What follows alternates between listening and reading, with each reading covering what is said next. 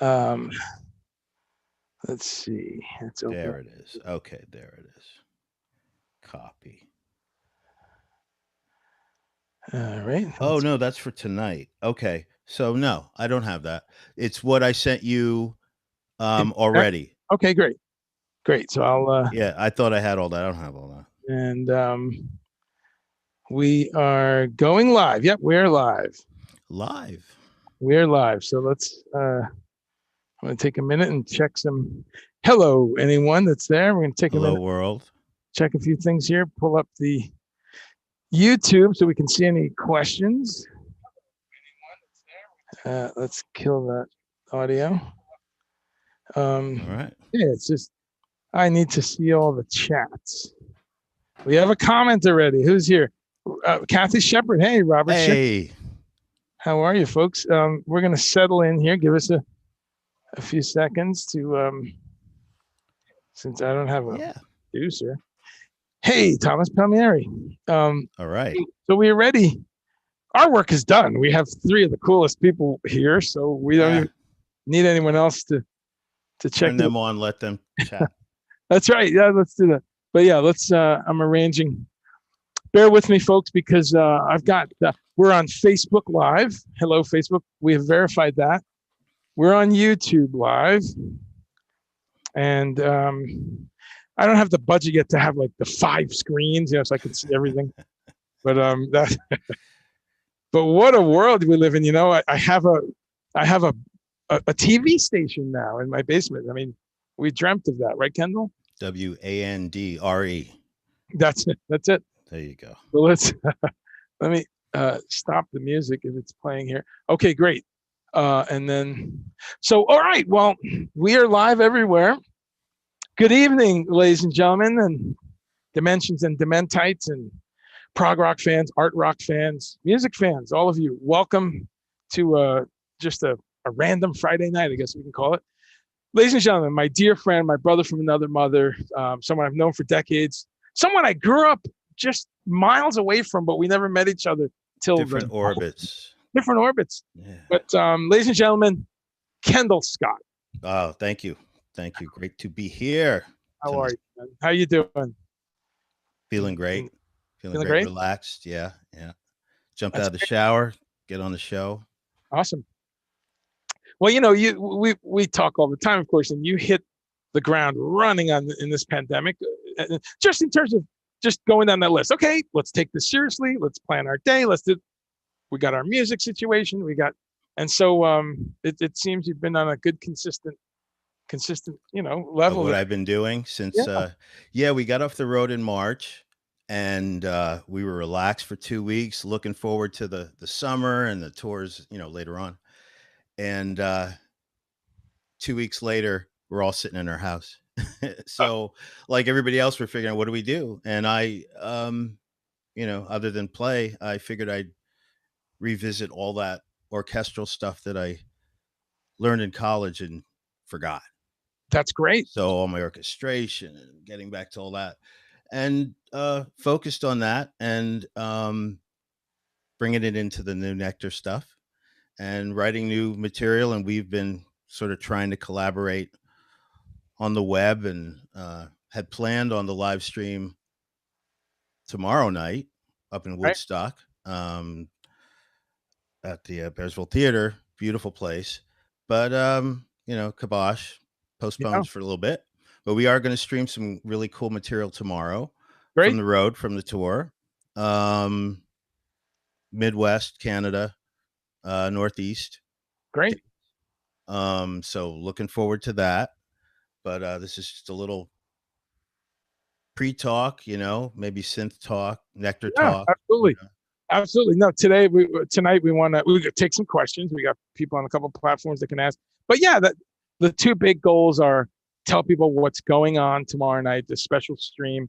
And it's kind of a multi-layered thing, because I know there's a Movember segment, and then there's the NEKTAR, nektarmusic.com. Yes. So we're going to talk about that and do some good previews on that. But we're also, we want to talk about the record, the great record, The Other Side, and just hear a little bit from you on putting that together over the several months that you you all did that, a year ago or so. last Um, summer.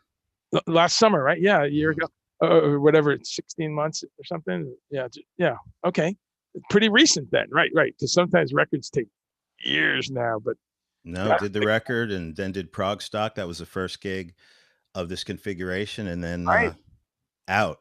right, right. you know, Well, talk to us about prog stock, because that's the only time I've seen the band so far, and I was there, of course, uh, uh, uh, working a bit for Brand X, and Brand X, right, right. You had to it, come and go. You guys were moving. right. But I got Um, to see you guys. Tell us a little bit about what that was like, putting together the first. Getting to that point, I guess, Yeah, would yeah, be the thing. yeah.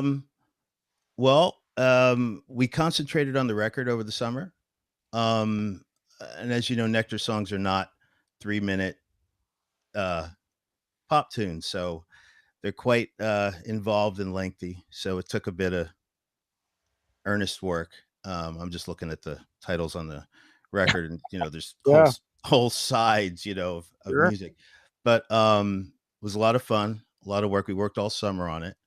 After getting that recorded, the goal was to get to prog stock and actually present some of the new material, along with an amount of the great library material that we Right. had.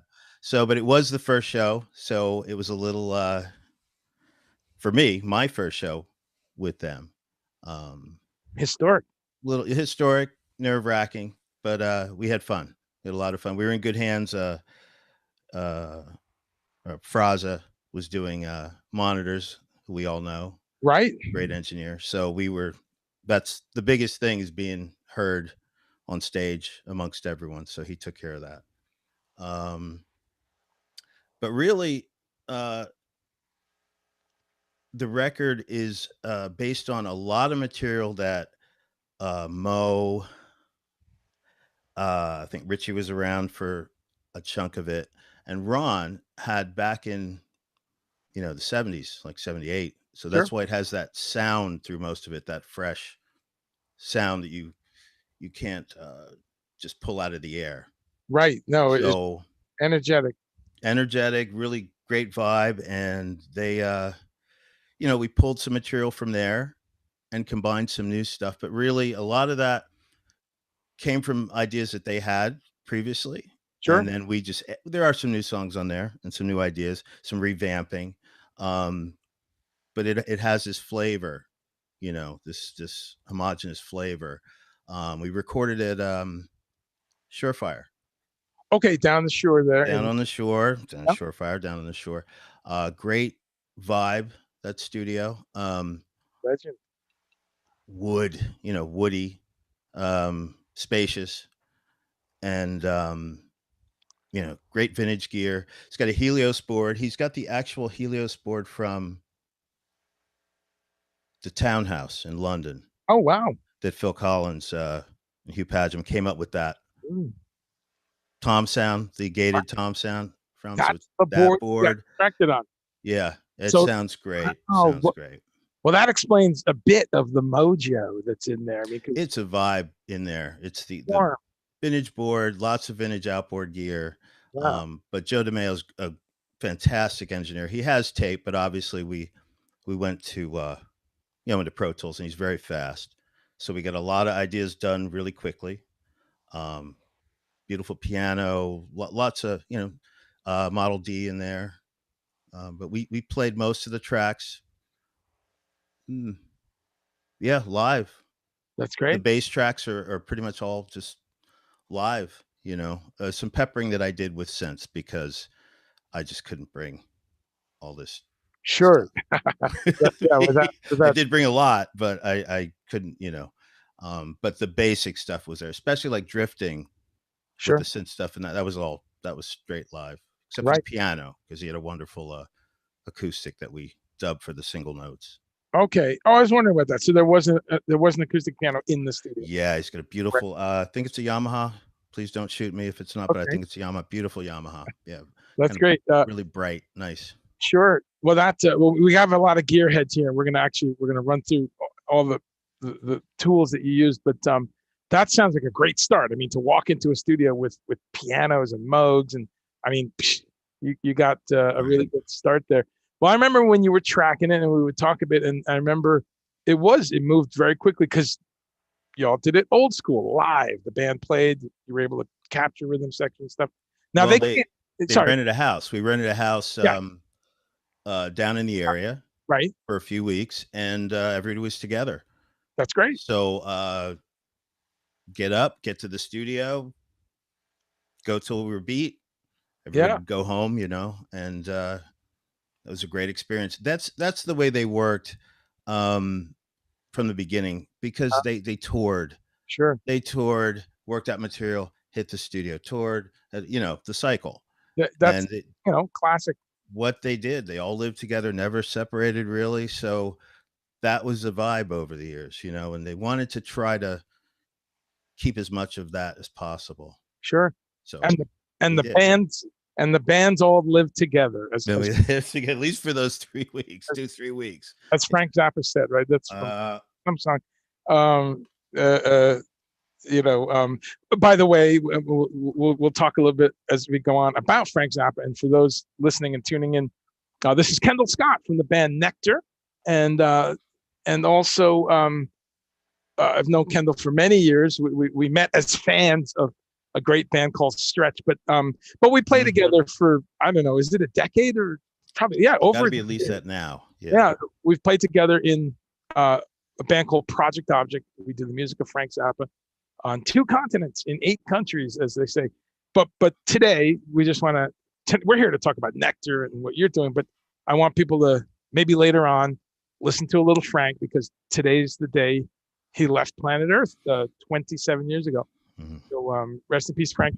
So the bands all lived together though, and I remember watching a live stream of you guys the other day, and Mo talked a lot about that, about just people would come up with ideas and run downstairs to the music room or something, or that was the vibe.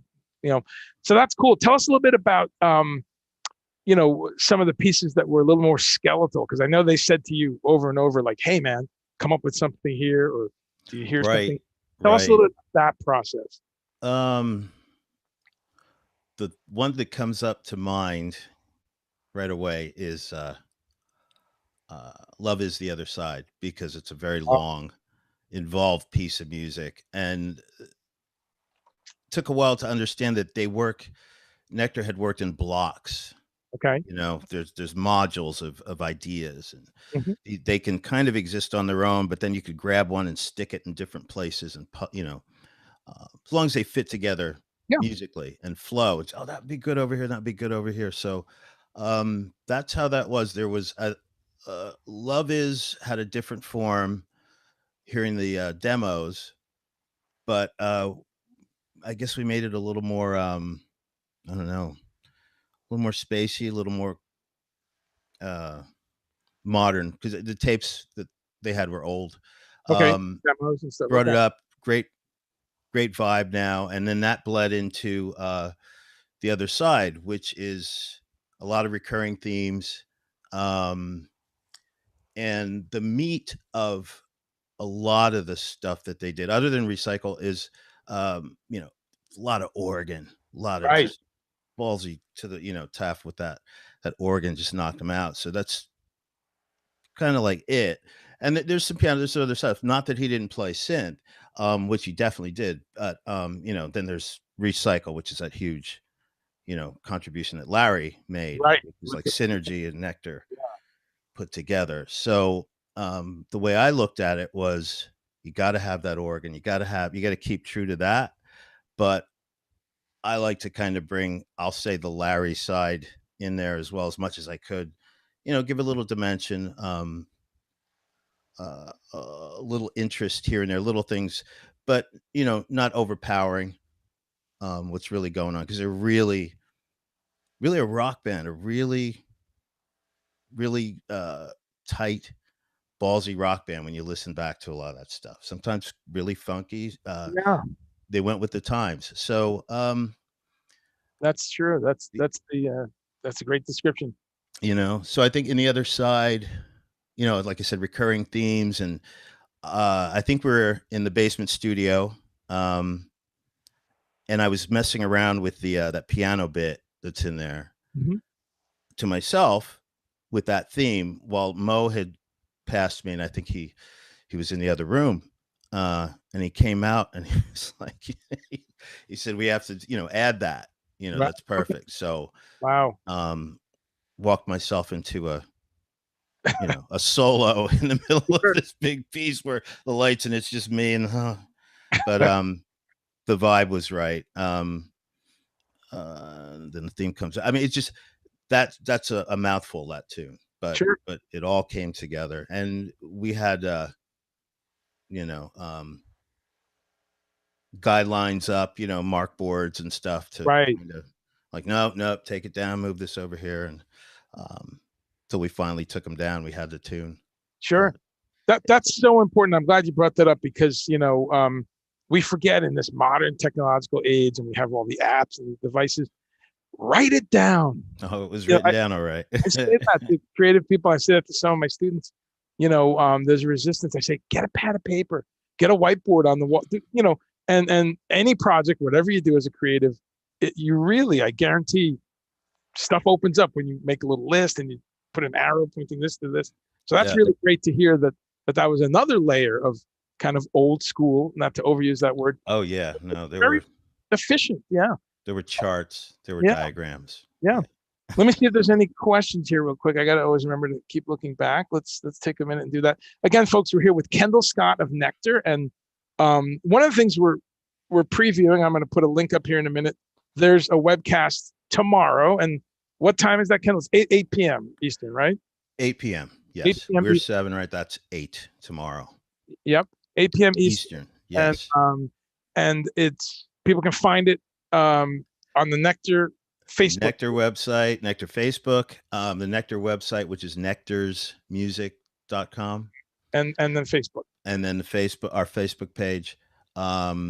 There will probably be a YouTube as well. I don't have those links right now, but now NEKTAR's Music, and there's a link right there.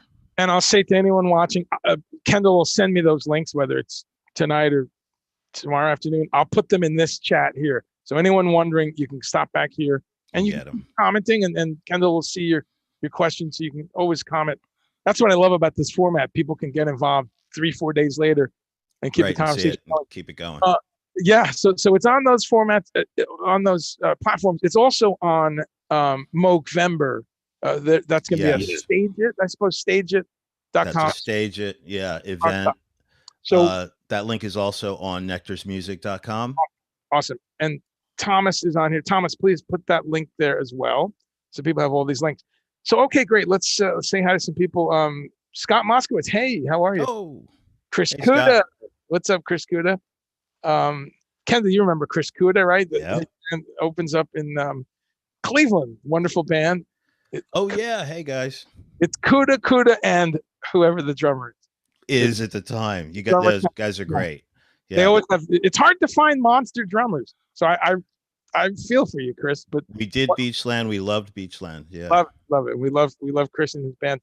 Brian Deisher, what's up, bro? What's up? Carl Spataro, hey, what's up, man?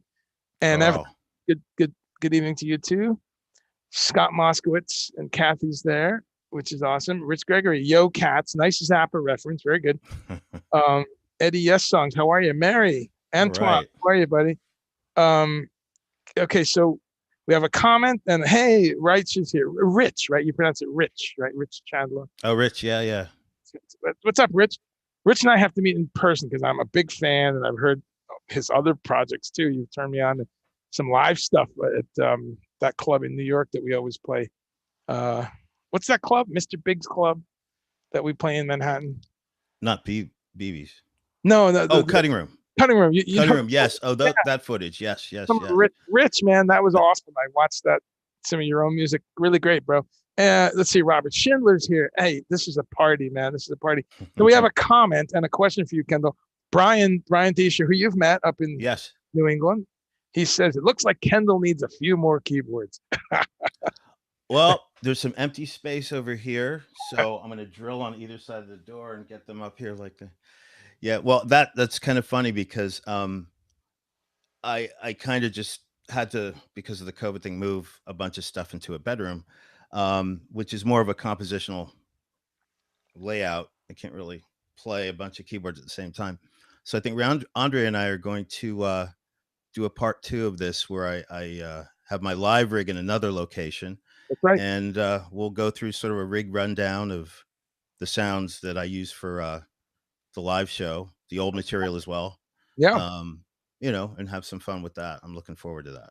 that's right. And Kendall and I, with another dear friend of ours named Tom Woolley, we have a really geeky, nerdy thread. We talk about music and synthesizers all the time. So all the time. all the time. I know Kendall always knows what's available. So Brian, if you'd like to donate to a busy musician, a working musician, you want to donate a keyboard, I'm sure he can. Empty space. He can send you an address. Then we had a question. Scott Moskowitz asked, what is Kendall's favorite Nectar song to hear and play live? That's kind of a multi-layer question, but what's your favorite right now? It is. There's that must change. That right? changes, but I always looked forward to It's All Over. But the two big ones I think I look forward to when playing. Okay. Because when you start them, it's going to be 20 minutes later when you're done. one is Tab in the Ocean, of course, and the other is Recycled, and they're just wonderful, wonderful sections that you're looking out for and coming up. I also love playing the other side. Yeah, it's just again, another 20-minute. Once you start, I'll see you. See you when it's over, kind of thing. So kind of the long ones, but I really enjoy It's All Over. I really enjoy It's All Over playing that. That's a great answer. Folks, I just put the YouTube link for tomorrow. The one you sent me, Kendall. So that's the YouTube, right? Yep. That's live at YouTube. Rich says, yeah, from charts and graphs to tape edited by Razor Blade. Yeah, you got it, bro. Rob Steinhardt, how are you, buddy? Okay, and Thomas. So Thomas has the link up there, folks, if you want to click in on Stage It, Prog Stock. Now, the Prog Stock link, I understand, will be a little different, and some of the cats are gonna. There's. Oh yeah. So the Prog Stock link, we will be commenting over some of the stream. Okay, great. So that's the big difference with that. Okay, great. Mary Amadeo Welch, how are you? She says, hi, Kendall Andre. Hey. Good to hear from you, my friend. Hey, David Taylor. Thank you, Kathy. The cutting room. Exactly correct. Scott says, I hope you don't have to use those two doors there, Kendall. This one, once a month. That one I crawl. You don't want to see it. So he's got a fireman type exit that he's going to build, I hear. Right. To get out. No, there's a slipstream out of here. So. Rich points out a great double use for the keyboards. They keep people 6 feet apart, away from you. So so I will be bringing more when we do the show next year. They'll stream in the, That's true. Bring as many as I can. Well, jumping back to the album, I know when you and good point. And folks, we're going to do this again. A great idea Kendall had, because he realized we can't fit it all into just tonight. So we're going to do part 2. That's where he's set up that he can play little samples and ideas and show us some parts from the album, and we can go through. So that's going to be really geeky, but a lot of fun. And we'll do that in a couple of weeks.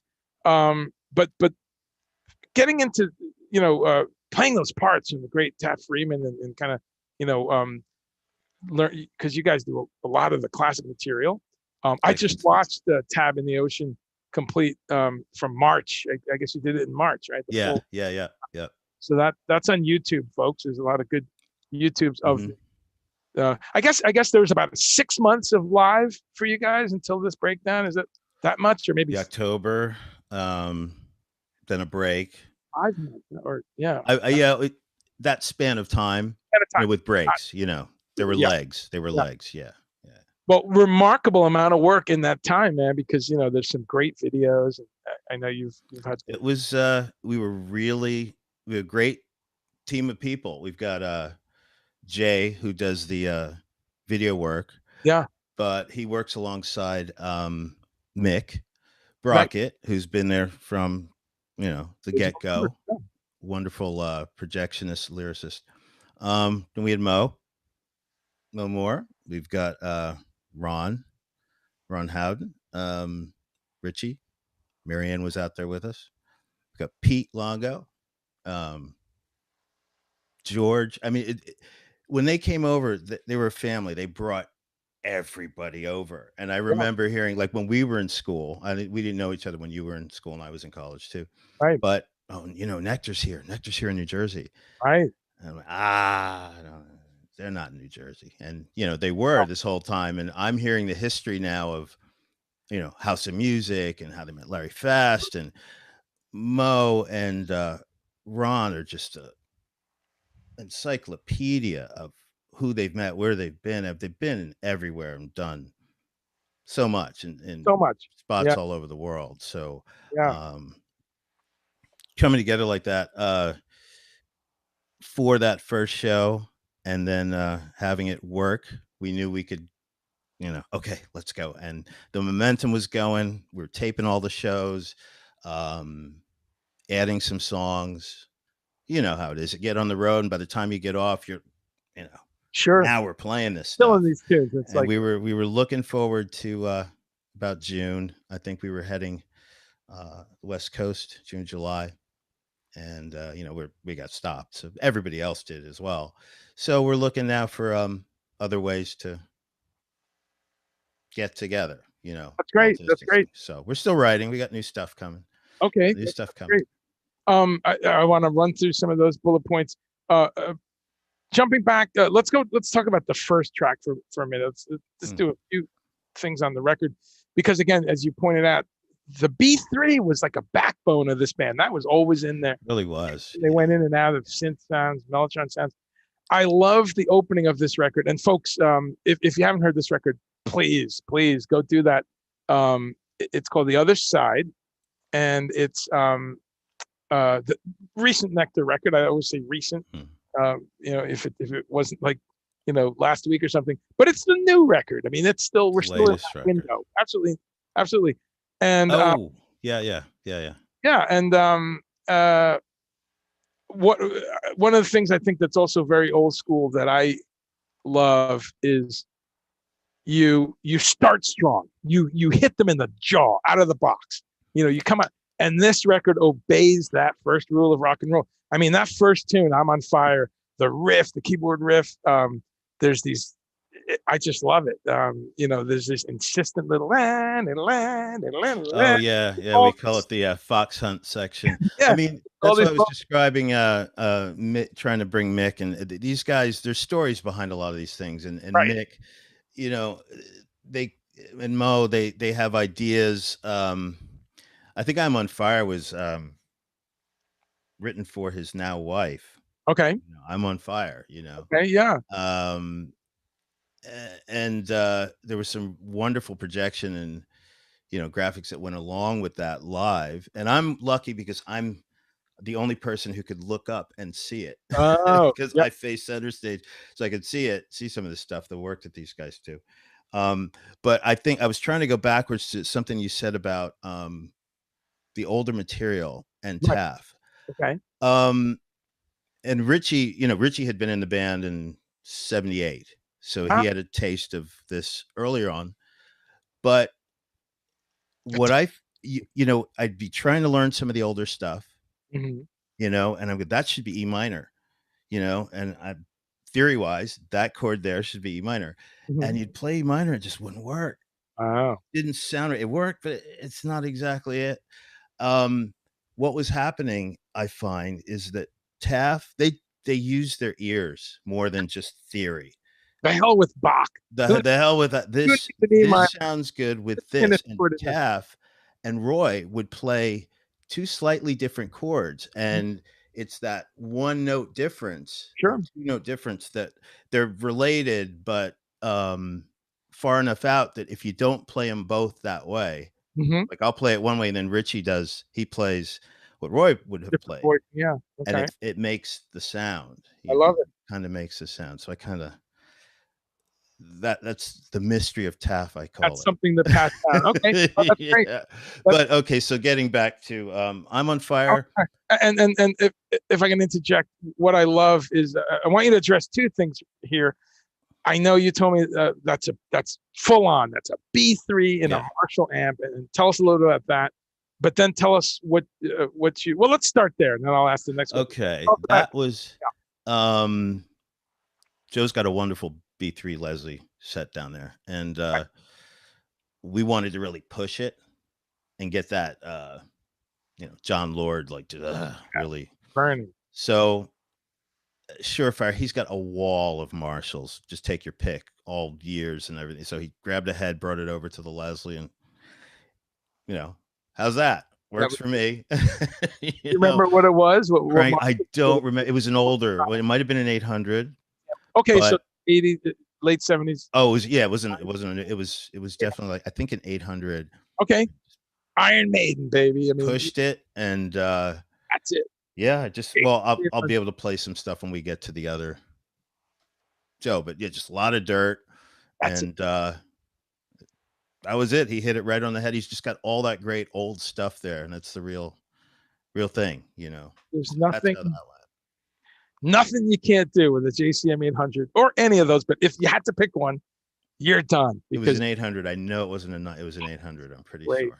Yeah. No, well, it sounds great, and neither of us are analog snobs. We love whatever sounds good. We love analog, but that's one of those moments where you go, oh yeah, that's That's the real thing. B3 tube or valve amplifier and a microphone, and we're done. Yeah. And you can hear it, folks. I mean, that riff and what Kendall's playing throughout that opening song. And I love that you put a lengthy song on the first song. To hell with the radio or what you're supposed to do or anything. You guys come out and it's this powerful multi-part song. There's a journey. No, I'm a real skeptic. There's so much boring new music that comes out. And as I've said, this is a record returned to over and over, not just because I have friends on it, but because it's a real good record. It does. Now live, you can't drag around the B3. I know you guys tried, and there was a couple unfortunate incidents with Carl with the B3 strapped to his back. Yeah, yeah, he's a strong man, but we won't talk about that. we pulled, he pulled a hamstring a couple nights, so we had to stop that. What do you use? Because it sounds great live. Whatever you're using, what do you use? Live, I connected with Greg Lounsbury. Do you know Lounsbury pedals? He makes a pedal called the Organ Grinder, which was designed with Roger Powell, Utopia Roger Powell, and it's a very organic drive. I mean, the drive that's usually in some of the machines can be kind of sterile. Okay, yes, this is really dynamic and sweet and just. And what's it called again? Makes you want to dig in. It's called the Organ Grinder. Organ Grinder. Okay, by Lounsbury Pedals. And that you can crank from mild drive all the way up to, John Lord. Sure.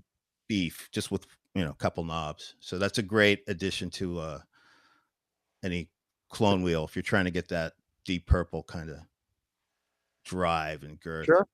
It's there, man. I mean, that's the sound. You know what's interesting? That's like I had the Beatles on the other day, as I often do. And something about the ground zero quality of the Beatles, so much just builds on that.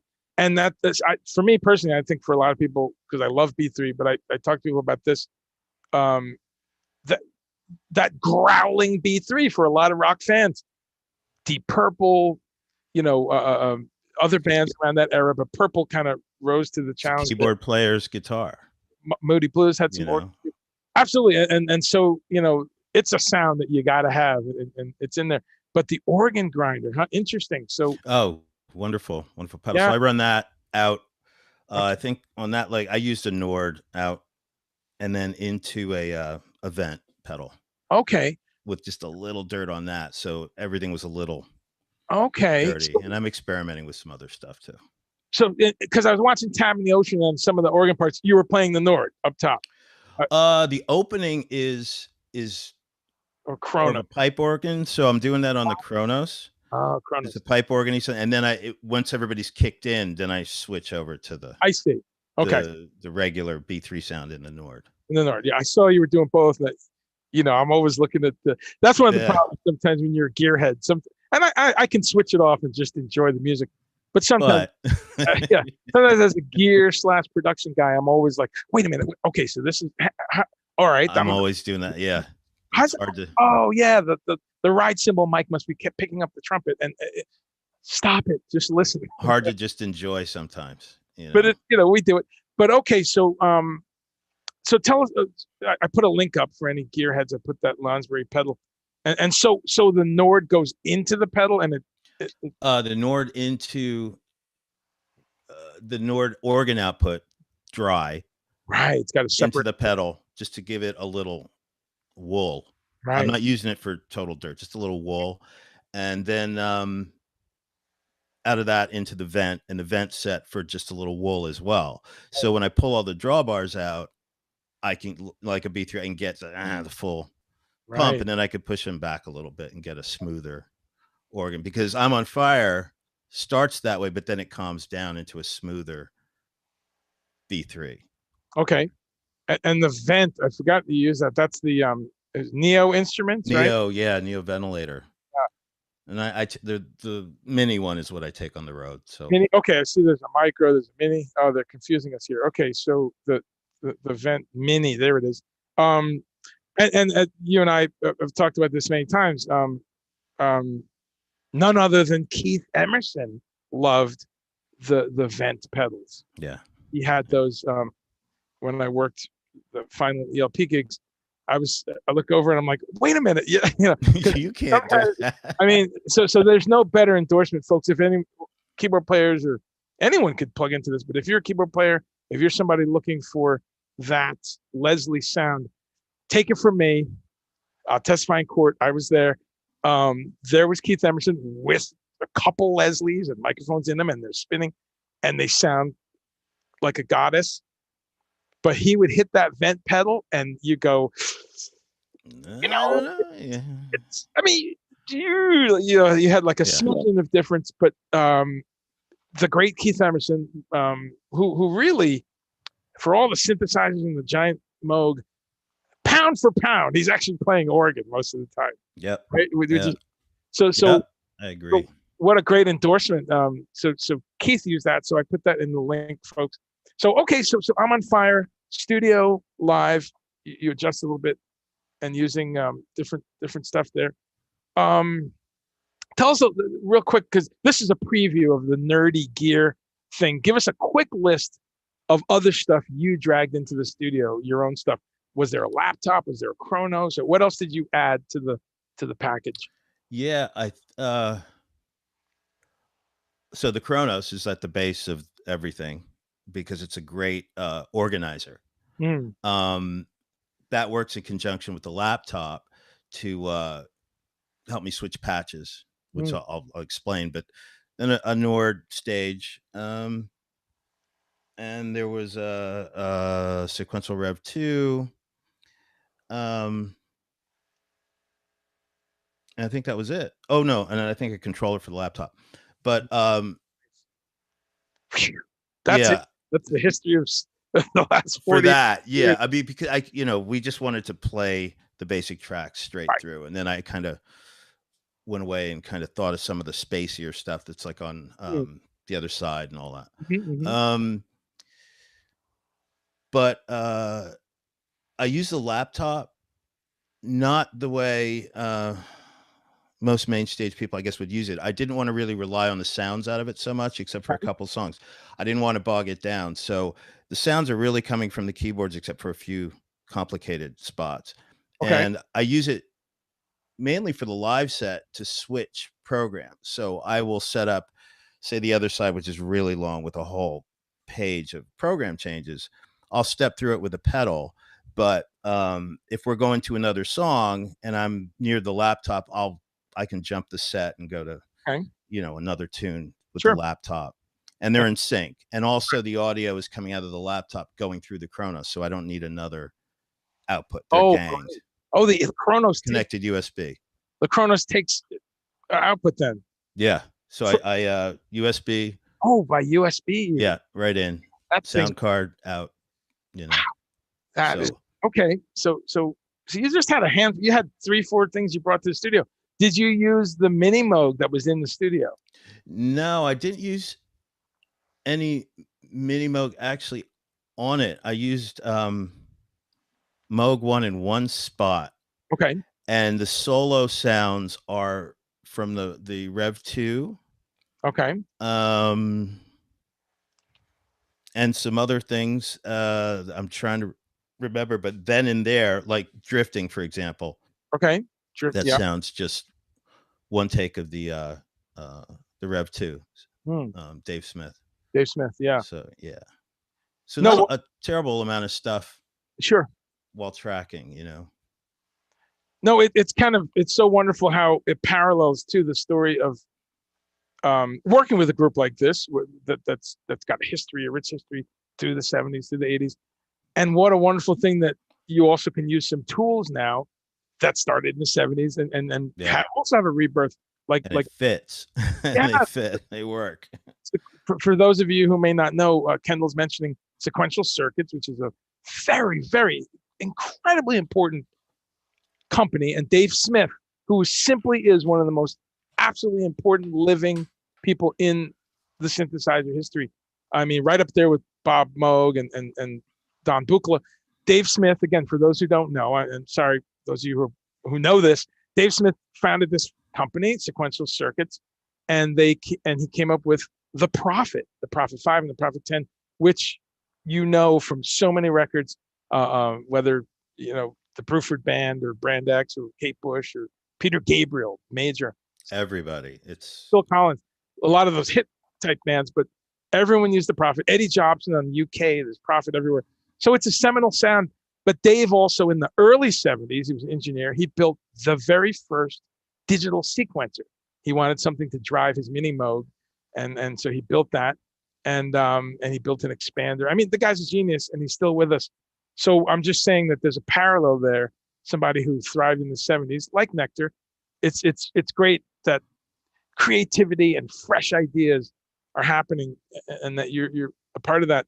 Tell us a little bit about your the Dave Smith instrument you used on this record and what tracks is it on? that is the Rev 2.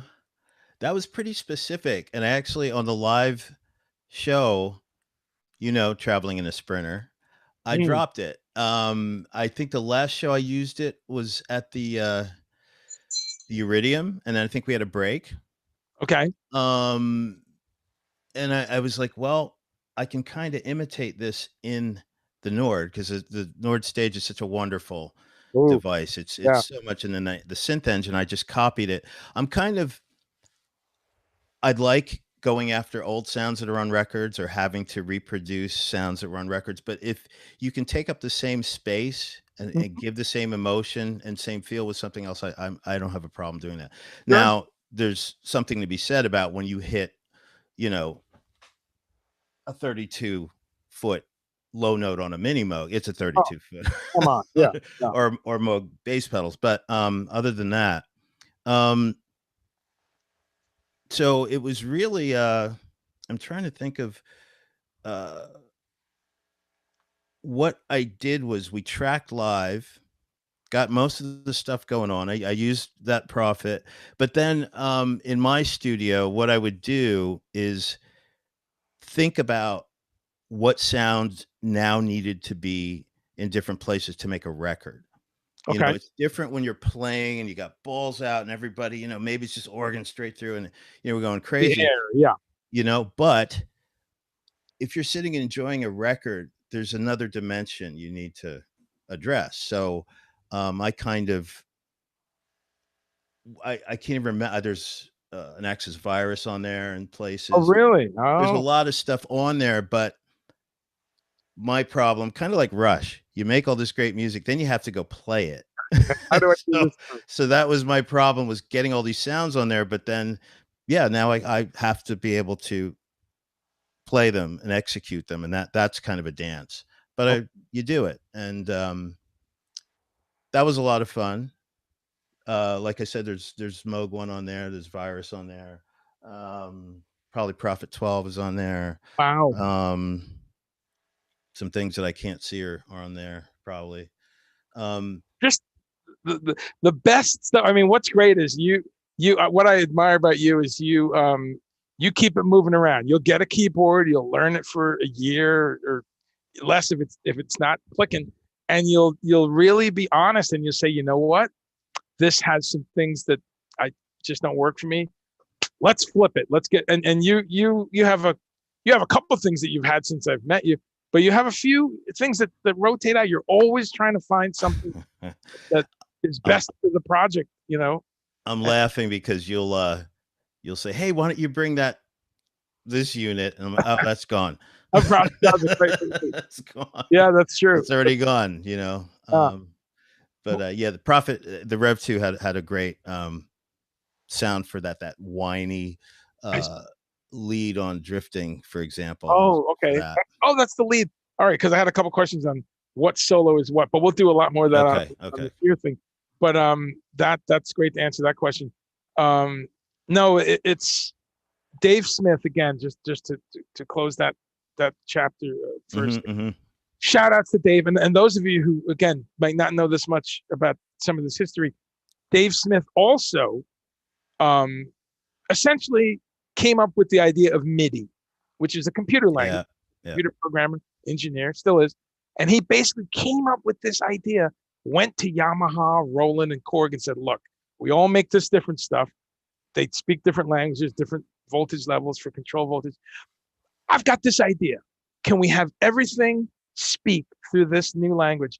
I mean, that is unbelievably revolutionary. I mean, because it's still, whether it's young 16-year-old learning Ableton, they're using MIDI often. They're using, so hats off to Dave Smith. So, okay, let's see if there's any other questions here. And again, we're previewing tomorrow night, 8 p.m. I'll be there watching the stream. You can go to nektarsmusic.com and all the links are there. And we have some links right in the chat for Movember. That's important. Yes. Yeah. Or you can go to Nektar. nektarsmusic.com. And I'm sure we'll have more this evening and tomorrow. Right. Well, we'll put them in this chat. But anyone, please just grab the links right here and tell your friends about it. And what Nektar's going to be doing, to be clear, because of COVID, they canceled the actual live in-person performance. They were going to play in Bearsville in Woodstock, but they're going to instead treat us to a bunch of special archival footage, right, and video that and a lot of this never been played, right? This is footage from the legs of After October. Okay. So they're the last tour. I think that represents 3 legs. So they're spotted shows from there. Jay Pesco was always, you know, he's with Mick at the projection station.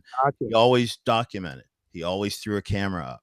Right. So there are some shows where we've got some great stuff unseen coming, available on DVD and all that stuff. But we thought, why not give people a little peek of from his angle, from the side or the back and of some of these shows, and see what we were doing, see some of these venues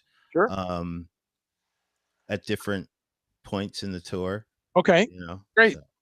So either way, folks, I mean, it's going to be a special night, stuff we've never seen, video we've never seen. And, so tomorrow night, Saturday night, the 5th, 8 p.m. Eastern time. And we'll have further links, but most of them are here. Scott Moskowitz, how are you, buddy? Scott says he loves the tech talk. That's great. Well, that's a good thing because there's a lot of it. Jerry LaFaro, how are you, my friend? Jerry. Wow. Great to see you, Jerry. And Scott says the other side deserves the Prog Award for Best Prog LP of 2020. You're right, bro. I mean, that is, thank you, Scott. It's really great. Raymond Helfrich, what's up, my friend? Raymond asks, which side of the other side should I play first? So first off, that's Ray's Rapier Wit. Number one. It's also right. So there should be no other. Right. Also implies that he has the vinyl. Right. The vinyl's multi-colored splatter, which is cool. Which side should he play first? Oh yeah, he's got 4 sides going on. Yeah, with vinyl. Just start at the beginning, Ray. Start at the beginning. Have There a you drink, sit back, and go. That's a listen to hundred. the whole thing. You know, that's full analog there because you got the B3 into the Marshall, into the microphone, into that magic board, and then Oh, wonderful sounding so, board. uh, He's got some Abbey Road stuff in there too. So oh, that's great. That's great. yeah. So Raymond, yeah, says hi, and Thomas is pointing out too that the Nectar show on Prog Events will include all of the same footage, right? Plus the members of Nectar live on Zoom discussing tour stories, answering questions at certain points, and also proceeds from that show will go to the Bob Moog Foundation, and that's wonderful. That's near and dear to our hearts. Michelle Moog Kusa is a dear friend, and we all live here in Asheville. So not only is she an amazing human being and a legend in our synth world, but you run into her at the Whole Foods or something. Hey, Michelle, or grabbing a coffee. So that's. I got this T-shirt from her.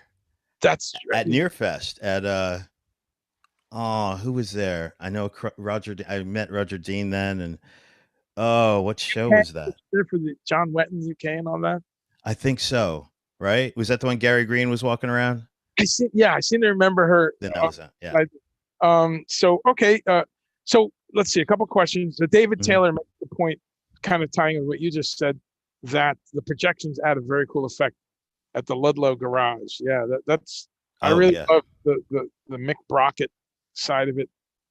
Tell us a little bit about Mick and working with another legend, a visual pioneer, working with this stuff in the 70s, working with hot oil on a projector and all that stuff. Tell us a little bit about Mick and Nick. I think I'll preface that with the whole, since we didn't come at like a whole Nectar thing from this about the core band and where it came from, how amazing they were. So the first time we played, I had played with Richie for years, 4 or 5 years, the band Flying Dreams, and we, I had some material. We work really easily together.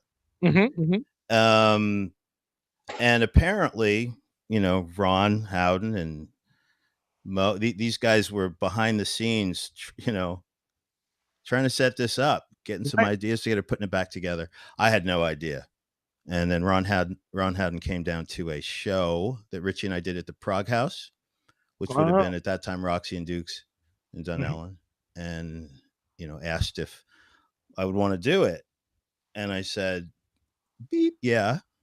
Are you kidding me? Oh, like, are you kidding me? So, and he disappeared.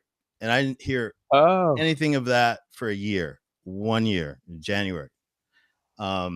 Richie said, learn these tunes, head down here. So, all right, I'm going to tell the whole story of, because I always tell this story. So they have a wonderful house out South Jersey that they've played in for many years. Basement studio. John Curlin, gracious guy.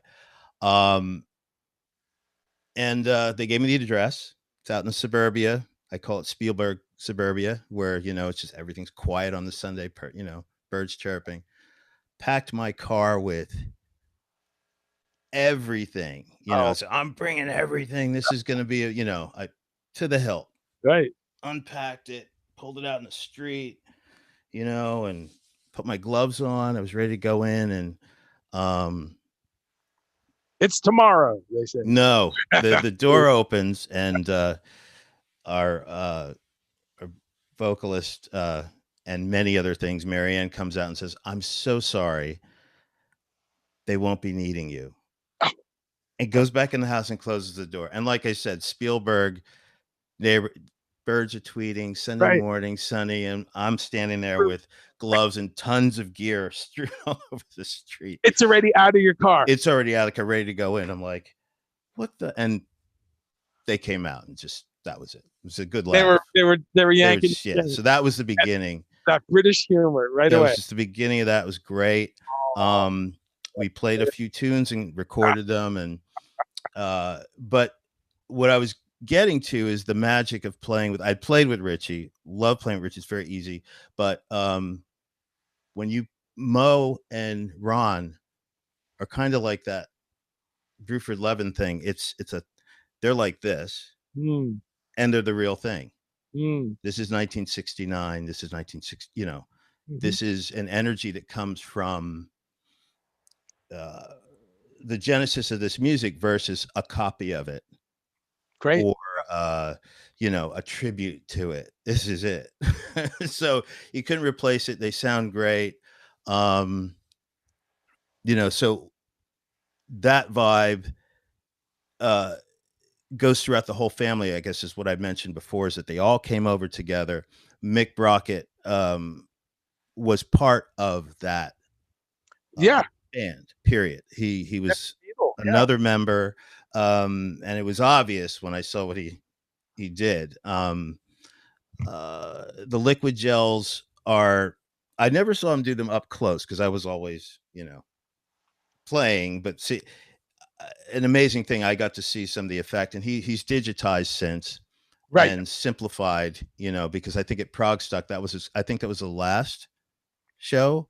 Correct me, Mick, if I'm wrong. That they had the actual full liquid gels. Oh yeah. Very messy, but Mm. very cool, and I wouldn't say dangerous, but they're hot. More, da- more It's dangerous than a tablet. Yeah. and he's got foot pedals and everything. And the whole thing about that is, these guys started. But you mention anything to him, and they say, "Oh, that was the last show we did with Sid Barrett or da da da da." And Mick was back there doing those lights then. Wow. So he comes from again like them, the real deal, and they Yeah. they they melded and move forward. He's as much a part of the band, but there's times I'll look at what he's projecting, and they're the same projections from years ago. I'm like, oh my gosh, Yeah. you know. But he's always thinking about how to make it a little different. How to modernize it so we can move it around a little easier. But he also is how to describe. He's a lyricist, but he's an idea guy. Mm.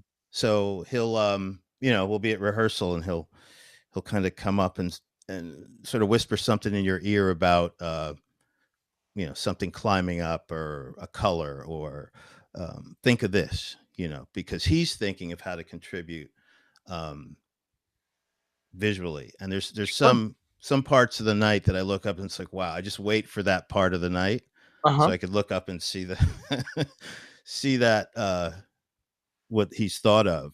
So he and Jay work together to kind of, I don't know, mastermind this array of projectors and It's it's great, and I love that it is still actually pretty unique that bands really integrate that on a granular level. I love it. I'm a very visual uh, kind of a fan, so I love when bands not only have some visual stuff, but when it's truly integrated. When that video person is they're not just putting something up and letting it run and they're reading a newspaper. right, It right. is it's changing, it's moving, and again, y'all have that really nailed down, and that explains why he's been doing it for 50 years. Um, George McNamara says, "Looking forward to hearing about your new orchestral software." Okay, we'll take a note of that. Yep. Mary Welsh says, "Love the live show at Sellersville." Yeah, well, that room, you guys are Uh, perfect. that was Audio. fun. That was a fun one. Um, and then, well, someone had mentioned there's a question here. I'm losing track of it, but someone had asked about Mellotron. Yeah, oh, Scott Moskowitz, here you are. And I have that question too, because I really love that song, Look Through Me, to jump back to the record again. Uh, Tell me a little bit about that. And now I know I was going to ask you if that's a real piano. It sounds great. But that was the piano in the studio on that, Look Through Me? yeah. Any acoustic piano, I think, on there The the Yamaha. is Great. the Oh, Yamaha. Yeah, 100%. beautiful, Okay, great. And beautiful then Yamaha. there's some Mellotron on that track, is there not? There's Mellotron. There's my program Mellotron Okay. throughout, with different machines. I think a lot of No. Cronus actually has some great samples in it. I think I tweaked them and then I Okay. add some effects. Okay. Um, it's thick. You know, it can be thick. I found that the Mellotron Oh, in the Nord can be a little. Well, you have to EQ it right. out of the box. It's not as thick. It's kind Yeah. of cool. But I found the Kronos, the bass samples, to be really thick, so you could work with them and they poke Yeah. through. Because I've got Richie on guitar, like right next to me on stage. So even though I use in ears, whenever we're playing together, I try to have some sounds that'll cut and Mm, some things will get lost. You mm, know, we're in the same frequency range, especially Mellotron, mm. right? So, Okay. um, Well, so it's essentially Kronos doing the heavy lifting there and some effects. And Kronos, I think I had G-Force, okay, that's an effects process. Mtron. Oh, No, the oh, plugin. so it's I, coming through your. I might have layered, but I don't Yeah. think I did. It's got to be Kronos. I'm pretty sure it's just Kronos. Okay. And when you do GeForce and other plugins, it's through MainStage. That's through main stage, So and yeah. I kind of gave up because some of that had some crashing and also I really it's only a couple songs, and one of them is "Look Through Me" that I actually used pads out of the main stage Right. setup to Sure. pass through because it was very spacious. Yeah. That's the only one. That and "Love Is very the other side, pretty complicated. So I Sure. needed a lot of sounds across the board, and if one board was busy doing something, I had to imitate it with main stage on another. You know what I mean? So Sure. the Mellotron needed to be here, but is I put it over here. Uh, It's it, it's it um dance. it sounds great. I mean, it sounds incredible, and it's all about psychoacoustics. I mean, someone listening to that is not going to be thinking about all this nerdy No, stuff like it came from. It just sounds damn good. right.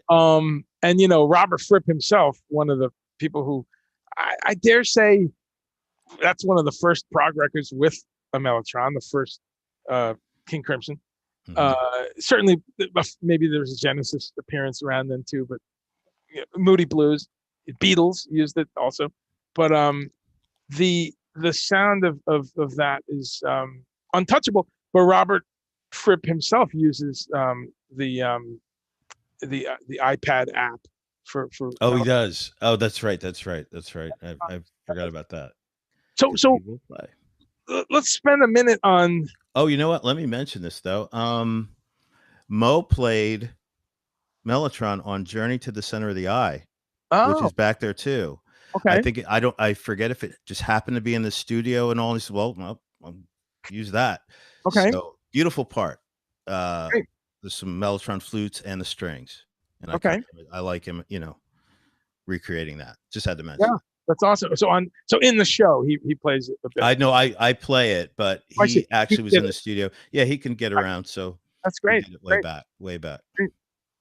So for those of you who might not know what we're talking about when we mention main stage is Mhm. a really incredible and groundbreaking program. It's an Apple program, so you need a Mac at least of the last 15 years old, 12 years old, and it's only $30. So if you are a musician, you're trying out different things, I highly recommend it. Talk to us a little about that because, of course, we both worked with the one and only Eddie Jobson, and we've talked about this how Eddie is remarkable in that he went out on all those tours. And again, for those of you who don't know, many of you probably do, but I did Eddie's very first return into the market in 2009. After 25 years, I was his production manager. I went on to be his uh, keyboard tech, and tour manager. And at some point, I needed to hire a keyboard tech because I was doing too much stuff. And I said, perfect. And I hired Kendall, who came in and and and I remember after that, you were like, Eddie's crazy. He's using nothing. He's a master And some programmer. of He's you, out of his mind. just to set this up, some of you out there, musicians, need to understand Eddie, we would do those tours with no hardware synthesizer at all, no backup plan, nothing. All we had was three pretty old Macintoshes, all synced together, with Ethernet, All networked. Very crazy. network, and no backup plan. I mean, if this shit went down, and we went around the world, we were in Russia, Japan, all over. So talk to us a little bit about that time period, Kendall, because I know you got deep into main stage working with Eddie, setting up his rig, setting up his main stage. Tell us a little bit about what you brought from that. I was a little skeptical. Well, that first tour meeting Eddie, I think I'd bought CS80, the plugin, the Mm, Arturia plugin. mm, And I played it and I was like, "Ah, it sounds like it, but it doesn't have the, the oomph." So I think that first at that show, the one city tour mm. in New York, where I got to speak to him for a bit, I said, "Hey, I know you got rid of you're getting rid of your CS8 or you just don't use it, and this plugin's not what I just heard." So then he gave me a little rundown on how he does that. Right. But Side. later, and I just wasn't really, I didn't have a machine I think that could really handle it. And it kept crashing, so I just wasn't into it. But then watching him and getting into that rig of his and seeing it, it's like, ah, I got to try again. So I kept going at it and going at it, and finally, yeah, it's the way to go. It's a little scary without backup. Um, Eddie can do that. It's his show, Right. you know.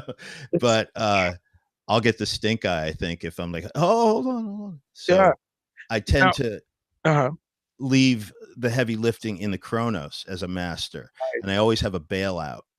Yeah. So if there's something goes wrong, I have a page I hit, and then all the sounds I could cover a song with will be We could there, and I can get through it. finish the show and be having a beer in 45 minutes. No, Eddie, you know, uh, we lived on the edge because, but you know what? It worked every night. That's what makes me crazy is It that it did, never. and it did. So, what are some of the keys then? Because one of the things is Eddie, the three laptops were pretty old. I mean, let me Yeah, think about it. I mean, they were solid. 2012, 2010s or something. Yeah, they weren't even like 2015s or anything. Yeah, You know, maybe even older, maybe even 09s. And that speaks to Apple, who I love Apple uh, um, um, uh, devices. I have many, but one of the problems with Apple, there's many pros and cons, is they have a couple good years, then they have a weird year where you're like, guys, right? what are What you is doing? that? And so for software people, yeah, but it seems like Eddie found that sweet spot of machines that were stable as fuck. They stayed running. I was there. I was the operator night after night, and really, no pun intended, night after night. They the stuff never failed. But what was interesting is I never could really relax, even though That's everything worked. It's a funny psychological thing. I'm sitting there waiting for it to go down. I'm like, even 17 nights into a tour, everything's been fine. I would sit there going, "Oh man, what if when he goes to that big organ solo and all it's not there. right?" So the person, you do the right thing, which is have a bailout Have plan. a bailout, But but he's all in. He's all in. tell us when did you turn the corner though, and you said, this is working. What did you change? Hardware, the way you the 64-bit, 34-bit. What made it like really premium? Because I think people would love Upping to my know that. machine, I think was a bit when I joined Nectar, we all had to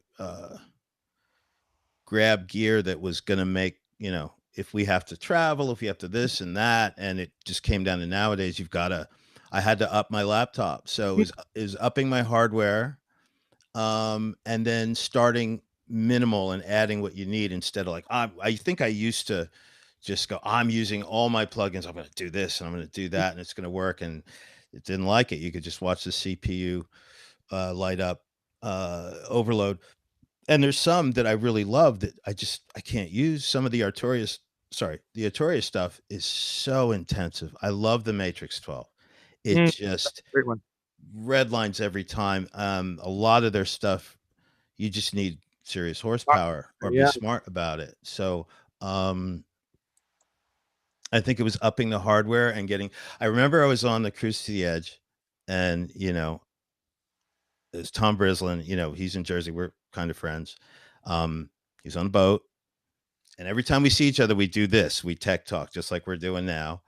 And we were both for a couple of years trying to figure out the laptop thing, what year to buy, because there's a year, And I think it was the last Cruise to the Edge. We were passing. He was doing a show that night in the big room, and we were passing by one of the elevators. I go, "Hey, Tom," and he was really busy. I was rushing to somewhere, And he goes, oh, yeah. 2015. I figured it out. 2015. He disappears. That's the one. And that stuck. And he was absolutely right. He figured it out. 2015 was the last year that has the connections, the stability, upgradability. He had it right. So I had to thank him for that. So that's what you got. You got a 50. Yeah. And then just, that's a great bit of advice, folks. So there's a site called everymac.com that I love. And that's what it is. It's got every Macintosh going back. I'm a computer science student. You know, my one degree is a measly associate in computer science. But because of that, I remember using the little Apple Amigas and the Lisas and all that stuff in like 82 or 3 or 4, whatever it was. But every Mac, for anyone who says, wow, let me look into this, go to everymac.com. It's got every Mac through history and the specs, the memory, what chip, what the video card is, all kinds of things, and the going price. Because one thing is, I'm on a budget. I'm always looking at used stuff, pawn shop stuff, and you can find these. You can find 15s and 12s, and so that's the key. And then your other great bit of advice there is, don't overload it. Don't load up 3,000 plugins, huh? Start with what's in MainStage native, because that's the other thing. Apple is, they just went to their own silicon.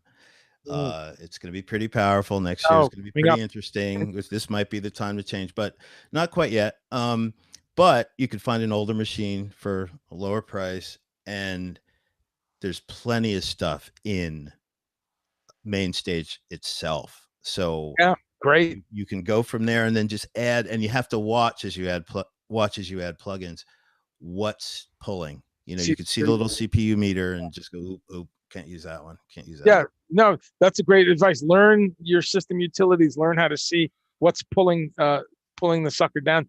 But yeah, like this one I keep turning to here. This is a 2009, and I'll tell you, fantastic. I record on it all the time. Ableton runs fine. I record, and so you're talking an 11-year-old box that works fine. But somehow Eddie taught us both a very valuable lesson, which is just make it work, optimize it. And Hans Tobiasen, who's brilliant. Oh yeah, that guy. The work. But I love that you came on board and you were on our team for a couple tours, couple shows. It's great. And I really love that you just took that into the next zone. Well, the other thing with Eddie, I think the other thing, and plugins in general, was that he's a master programmer. Those sounds, and I know the sounds from the record, and when I played his rig, it's okay. It was amazing. I mean, it's fat, low end. Randy Dembo, who in this lineup, he had played with NEKTAR previously as well, but he's playing bass and he's playing 12-string guitar. Yeah. But he brings Moog Taurus bass pedals. Oh, so you can't, that's a special kind of thing there. But that kind of weight, you'd go up to a laptop and it's not coming out of there. You know, Eddie gets it, but it's meticulous programming, and like Todd Rundgren, knowing the technology, because I remember seeing Todd Rundgren. What was it? Todd Rundgren's Johnson, the blues thing project. And I wasn't expecting it, but there he is with a guitar and a line 6 amp. So I'm like, and Jesse has like a Fender, regular amp with pedals doing that nice meaty thing. But Todd sounded great because he knows what a Marshall sounds like. He knows what a Fender, he knows the sound he wants, and it sounded great. Whereas a lot of people will dial it up and it'll sound like a gnat, so you have to know what you want. That's a great point. Play the actual gear at some point in your life, so you've got that. I guess that's what I'm getting at. If you can get on a real B3, it's just nothing like it, and you go, it's 3-dimensional, and then you have something to work from. Sure. A couple great questions coming in. I'm going to pause and just remind people, this is Kendall Scott from NEKTAR, from many other groups, including Project Object, my own group. and we're talking. We're just chatting, having some fun on a Friday night. We'd probably be chatting anyway. We just Right, right. we said, you know what, Like let's. this. But, Yeah. but one of the main things is tomorrow night, Saturday, December 5th, and I'll see all y'all there. There'll be some chatting. I'll see you in the chat room on Facebook. Um, NEKTAR, who was going to perform in person tomorrow, but like many groups, that's had to been postponed. Instead, they're doing this exclusive, wonderful thing where they're digging into their archives from the tours, October, November, December last year, and up to March. They're going to present to us unique clips, live stuff, stuff we've never seen, some stuff you may have seen, a bit of it, but very exciting night with the most recent lineup from the album called The Other Side that we're discussing. So check that out tomorrow. And it's on a couple platforms. The links are here. We'll add more links later. Most importantly, nektarsmusic.com is their website. That's plural, Nektars Music. Yes. With a K in NEKTAR. Or on their Facebook. You can start there and you'll find the rest of it. And also Thomas at Prog Stock has put their links there. So that's what we're talking about today, but just kind of having some fun talking about this great record, The Other Side. The Other Side is available on vinyl, on CD. It's on all the streaming platforms. It's available at Bandcamp also. Yes, I'm looking at it right now on Bandcamp because I wanted to see the song list. Go oh, get The it. Other Side? Yeah, The Other Side. Looking right at it on Bandcamp. Right there, folks. And today is the final Bandcamp Friday of 2020.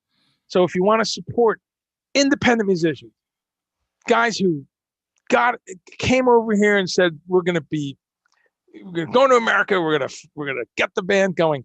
Here they are. Salute them. They're still doing it 50 years later, 45 years later, since they came here, and they're embracing the technology, which is so inspiring to me. So go to Bandcamp, find their link, and you can buy the record right now tonight. You can listen to it in high quality, and then be ready for the show tomorrow. So we're excited. So do you have it in cassette? Is it on? I'm gonna pass that on. If the guys are watching, I burned some cassettes. I still use them. I have a lot of them. But you remember where I get these, right? I do. Northampton, Mass. Yeah. Little store because I always need them. Okay, so a couple questions. Let's see. Brad Zeal has a question. Okay, but first there's Eddie Yes Songs. What's up, buddy? Eddie is loving that. And we've got Carl says we had plenty of room in the band van for the B3. Uh-oh, Carl. He said it. Remember, Carl? Somebody take a picture of this screen. We got. Yes, he's that's busted. That's Carl. Carl, and he's going to be lugging it around next year. Yeah. So okay, and Carl and Tom are wonderful, wonderful stage guys. Yeah, awesome. Wonderful. We got some links there for the Lonsberry and for the Venti. I put those up. Phil Freiberger, how are you, buddy? Saw them live in New York City. So Brad Zeal has a question. And you kind of touched on a little bit of this, but please address this. This is always a good point for musicians to think about strategies and ideas. Brad says, please expand on the difference between how to play for live versus recording. In other words, sound-wise, filling a room live is much different than filling a room or that tape or that hard drive via studio recording. If I could add to your words, Brad. Tell us a little bit about that main difference, Kendall. How do you approach it? Well, the way I have stuff set up here is more of a compositional thing. I could sit at this one keyboard and kind of play all the keyboards and tons of plugins, especially orchestral plugins. So if I'm writing myself, all these wonderful Arturia native instruments and orchestral things sound wonderful in this space coming through monitors. When you get together with a band, that was the other thing I was going to say up at the laptop. So I get these plugins, I'd get the whole thing going. As this Moog solo is going to be great. I drag the laptop down to a rehearsal with a band or something, and immediately the guitar player would hit a chord, and you couldn't hear the Moog, mini Moog, at all because of EQ and like I said, Eddie EQing the weight into it, knowing what frequencies need to be there to give it the weight to stick out. So it's almost not as important. I wouldn't say as important studio wise because things are sitting in this two-dimensional space, and you can kind of tweak them to fit and sit against each other. But once you get on stage or with some louder instruments, you're realizing you're missing, you know, some balls, should I say, and Eddie's rig had balls. I remember playing the organ sound from uh Cross. Carrying No Cross, and it was just, you know, Sick. just cut you like a knife. But or seeing Yes at Radio City, and I forget what they opened with, but it was a song in, or maybe that first song when Wakeman reached up for the mini moog and did a lot. It was, it sliced your head off. Yeah. So if you're talking about plugins live and analog gear live, I like, if you could bring analog gear out with you, it automatically competes. If you have a Whirly or a Mini Moog or a B3, they automatically have that substantial weight. If you have an imitation like plugins, you're going to be missing. So what you can do is kind of EQ or combine two plugins to give it something to give it a bottom and something to give it a perceived top. That's another way to do it. But it takes a lot of trial and error, and that's the bummer, because you just want it to work and you get frustrated and throw it away. All right, and you Yeah, get no, back to it and you start again, and you say, but you just have to keep working at it, and it can work because there's plenty of main stages. I mean, on Cruise to the Edge, how many people live oh, absolutely. main And stage? They rent the gear. I mean, they use the gear that's on the boat. There's a list of couple what's controllers. Yeah. available, and they have main stage, and they assemble sort of what they need and what they can use as a controller or whatever for it in combination. So, uh, yeah, it's trial and error. Yeah. And No, that's remember to EQ. Don't be afraid to, repeat yourself a few times until you get it right. sure. No, that's a great bit of advice. And great question there, Brad. Mhm. Um, uh, on that note too, there's uh one of the other funny things about Eddie and his setup. Again, you gear people will appreciate this. Actually, a lay person will appreciate what I'm about to say. We had, again, 3 Macintosh and MacBook Pros. We had Apple MacBook Pros.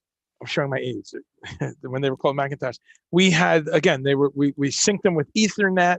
I've got diagrams I should put online someday if Eddie doesn't mind with the rig. But we had USB connections coming from the keyboards, from his foot pedals, all this stuff going on, all this high-tech stuff. And we took the audio out of the headphone jack. And it sounded great. Headphone jack. It sounded great. Those of you who realize how crazy that is, even a lay person is going, really? I use the headphone jack. Yes. Yeah, but that's what we would do. And I remember the first time I was like, are you kidding me? Let's get a Mo2 interface. Let's get a Fire box. Let's get something. Eddie said, no, we're using the headphones. Sounds fine. You're the boss. It did. It did. I've done that because of that. I've done that in the past. And it also adds that one other level of terror, because we all know how easy it is to unplug a headphone jack. I'm staring at these 3 headphone jacks the whole night long. Okay. Yeah. But just a little tip there. But what's the lesson here, folks? I hope you're getting the overall lesson is try stuff. Break the rules. Don't listen to you can't do this, you can't do that. Kendall jumps in and he comes up with these unique combinations, and I applaud that. So always have that spirit of, hey, try it out, and then try it out upside down. And then you never know. Eddie that was eye opening. I mean, to another Ian McLaughlin, Faces, yeah. Got to meet him. Wonderful. He was touring with a duo, him and John Nostradamus. I saw them here in Jersey somewhere. Forgetting years ago before he passed. Mm-hmm. And it was, man, he's great. just a Nord, for piano stuff or Rhodes or something, and singing, and it's great. But the whole thing of him, you think of those days, man, it's a whirly rocking with those guys, Yeah. and you could hear it. Mm-hmm. So that's how I got some of these answers. I went up to him after and we talked and said, how'd you do this? That's great. Can I ask you something? What did you plug into to compete with all those guitar amps? SVTs. Oh, babe. So he didn't even pause. He just SVTs. Yeah. The biggest bass amp you could, refrigerator sized 102 monster, Oh. and you can imagine a Wurlitzer through that. Oh Oh, yeah, you'll be heard. you'll, So you'll, you'll get that guitarist to know their place. I that's love that. analog. That's I love analog. that. Let's see. Let's go through some other questions here. Rich Gregory says he was going to be at Bearsville. Yeah, I know, bro. Oh, Jay Schenkman says hi. And Jay. yes, you're right, Thomas. I just said that actually. We're on the same page. Just that it's a few hours left of Bandcamp Friday, and at this point it's 3.5 hours. But folks should go to Bandcamp, go to the NEKTAR page. There's a bunch of records there, a bunch of releases. And today, folks know every first Friday of the month, Bandcamp waives. I believe it's 15% normally, which is a fair operating costs and running the site and all that stuff. And they waive that in honor of COVID, and musicians were all scrambling a little bit more and looking for revenue streams.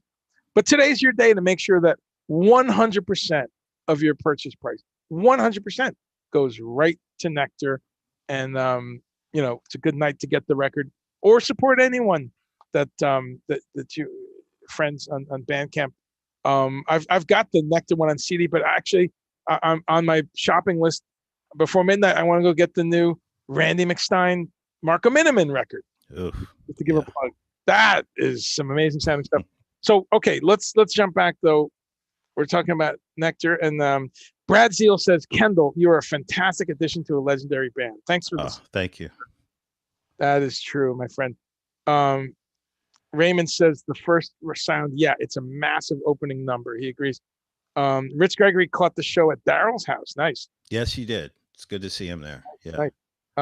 Scott says prog stock was the last time for Purple Fingers, meaning right, Scott. Okay. Projection stuff. Stacy Radcliffe, love and miss you guys. Hey, Stace, how are you? We haven't seen her since Cutting Room. Cutting Room, and she was hanging out with Jam and Robin and yes, Benny Wally and Nappy. Scott is thank you, Scott. We're really having fun here tonight. So the holiday Colbert tomorrow. What's Colbert? NEKTAR Holiday Colbert. Is that that must be a typo. You must have meant to write concert, David. Mm-hmm. I'm going to assume there because you autocorrect turned it into. Yes, it is postponed, David, and instead they're doing a webcast, a very special live stream, I should say, of video, all live NEKTAR, unreleased stuff. Most from of it this past tour. This last year's tour. And going all the way back to October last year? Well, after October was prog stock, and then we hit the road after that. So it's material from across the half of the U.S. that you traveled. Yeah. Then, okay. Northeast, Canada, awesome. Midwest, down, and then back. That's correct. So, David, sorry, I missed you 20 minutes ago, but answering your question, yes, it is postponed, and I'm glad you got an email. We will be doing that when we can. Awesome. And Scott Moskowitz has pointed out the link. So thank you, Scott. You can drop it. Yes, thank you. Repeatedly. Let's see. John Morrison saying hi. Hey, John. And then, hey, Robin's here. She's local. Hey, Alan Gower's here. We got some Jersey love nice. With Alan and Kathy Shepard. This is really great, folks. And, this is, I think I've been under the dark COVID cloud past couple of days. I'm not easily rattled, but I'm just a sidebar. I'm pretty rattled right now, man. This shit, these numbers, North Carolina just hit 5,000, new infections per day for several days. For several days now. I mean, that is just just to put in perspective, remember when Florida hit 1,000 and it was big news? I remember because that was the first time they really sat down and said, wow, somebody hit 4 figures a day, Florida. Way past that now. Not to drag the discussion down, but just to give some weight to this for a second. I always remember that day because it was a big day. Because before that, it was 50, 60, 80, 90, 600. 1,000 was a big day for us, and it was Florida. And I never forget that. So just to put in perspective what 5,000 a day in our home state means. We're half the size of Florida. They're 21 million. We're about 11, just roughly.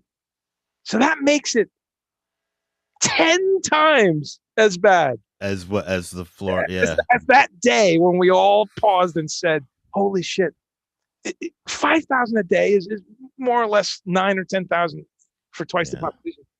And so it's really rattling me, man. I'm really starting to go, fuck, we got to get a handle on this. So this has been great. That's my punchline here. This has been so empowering to just remind me of the positive aspect of music and getting out of the clouds a little bit and remembering that we do have hope. We are going to get out of this. Help is on the way, as a friend said. We got vaccines and medical solutions, all kinds of stuff. We will be back on stage. We'll be back at a NEKTAR show. We'll be back together next year, I hope. But I think, during the year next year, we can have some positivity. But this has really been great. And those of you checking in, I thank you for jumping in. And me as well. Thank you. Too. So going back then to some hellos and some questions. So Bandcamp. Oh, Bandcamp's on Pacific time. So that means there's even extra more time to do that. Thank you, Raven. Okay, so keep going on here. So Robert Schindler in the house, which is such an honor. Hey. Let's see. And hey, Sharon Rudolph's here. And we got Nick LaQualia. So we really, we got some Jersey in the house. I can do the accent now because we got quorum. We got quorum. We got Kathy and Alan. There you go. That's Jersey for you. Oh, man. We have the running joke when we're on tour because when you get to Jersey, the crews around the world are quiet. They just sit there. They're doing their thing. Not in Jersey, man. Jersey, the whole fucking day, there's a guy going, so I says to Joey, I'm working at the fucking Meadowlands show. He says to me, you're going to do overtime? I ain't working overtime. Fuck you, you scumbag. I'm driving New Jersey. I'm driving from Paramus. You can suck my... Metropolitan area. Love it. We love it. Love it. Lou Babinga says hi. Nick is asking for his virtual cannoli. So... got some Jersey in the house. So, okay, back to gear again. So, Kendall Scott from NEKTAR. The Other Side is the great record that they've put out recently. I've got a question about a specific song, but I want you to pause for a minute and talk about what I know is one of your Swiss Army knife bits of gear. And I'll never forget, we went on tour, I think it was 2013, right? We went to Europe. It's been too long. We got to go back. Yeah. But I remember you were saying, man, what am I going to bring? Because we're limited, freight, luggage. Right. And you went very little. But went back and forth. And I think though it didn't take long. You said, you know what? Can you get me a controller over there? And I said, done deal. I'll get every night. Get a controller. And you said, you know what? Get me a controller and 2 keyboard stands, and I'm good. And I remember going, oh well. That's cool. And you said, bro, this Kronos, I'm telling you, which at that point was only about a year and a half old. But I remember you saying, I'm putting all my cards on this thing. I can do all the Zappa stuff. I can do strings, keyboards, pianos, Rhodes, whirlies, the funky stuff. I can take solos. It's all here, man. And I have to say, sometimes we get questions, you more than I, but I get questions sometimes. What's a good keyboard? The Kronos. I'm telling you, history books will show, because this is 7 years on, and there it is. It's still one of your stalwarts. I see it everywhere. I see you when I watch videos, you playing with the blues band or with the funk band or with the Bruford band, with my own band. Tell us a little bit about that Kronos and what you're able to do because of that. Jack Hotop. Thanks to Jack Hotop. Wonderful. Korg history. You know, previous before the Cronus, the big thing about the Cronus is before that, not only sound quality, but before that there was limited space memory you could put in the thing, Mm. but also programs lived in single programs and combination programs. So you could have a single program, which would be piano, strings, clavinet, oboe, whatever. That's a single program. But when you wanted to play different things across the keyboard or address them from a computer, you put them in a combination, which is a different mode. So you actually have to shift modes and then find the program. So we've gone past that into keyboards now, like the Phantom, that they don't have either of those modes. They just exist, which is a little different. They're just always live with whatever you want to do with it. But the Kronos was cool because you could find a single patch you liked. Um, and find a combination patch that you like, any of those, and put them into their window into a set list that is color can be color coded, and it's a touch screen. So it didn't matter what you put in front of you or ordered it or numbered it or titled it. You could put notes in there. Um, you could I didn't have know. any sound available from like one sound to hit a button, and then you've got 16 sounds.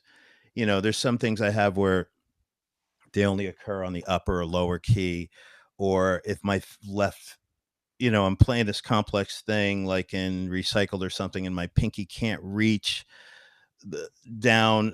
My thumb's busy, and I'm trying to reach beyond where my finger would want to go. It's a synthesizer. It's a box. Yeah. It's a box. It's not a piano. So I can tell tell the thing, play the E an octave up under this finger, and it doesn't have to be an E. I could be hitting an E key and Right. playing F, or I can play E flat, Right. or I could be triggering any sound I want, you know, or Yeah. something in the computer or whatever. You have to look at it as a synthesizer is a box. It's not a piano. Piano is a wonderful thing. A B3 is a wonderful thing. That those are the root um, instruments to learn to play.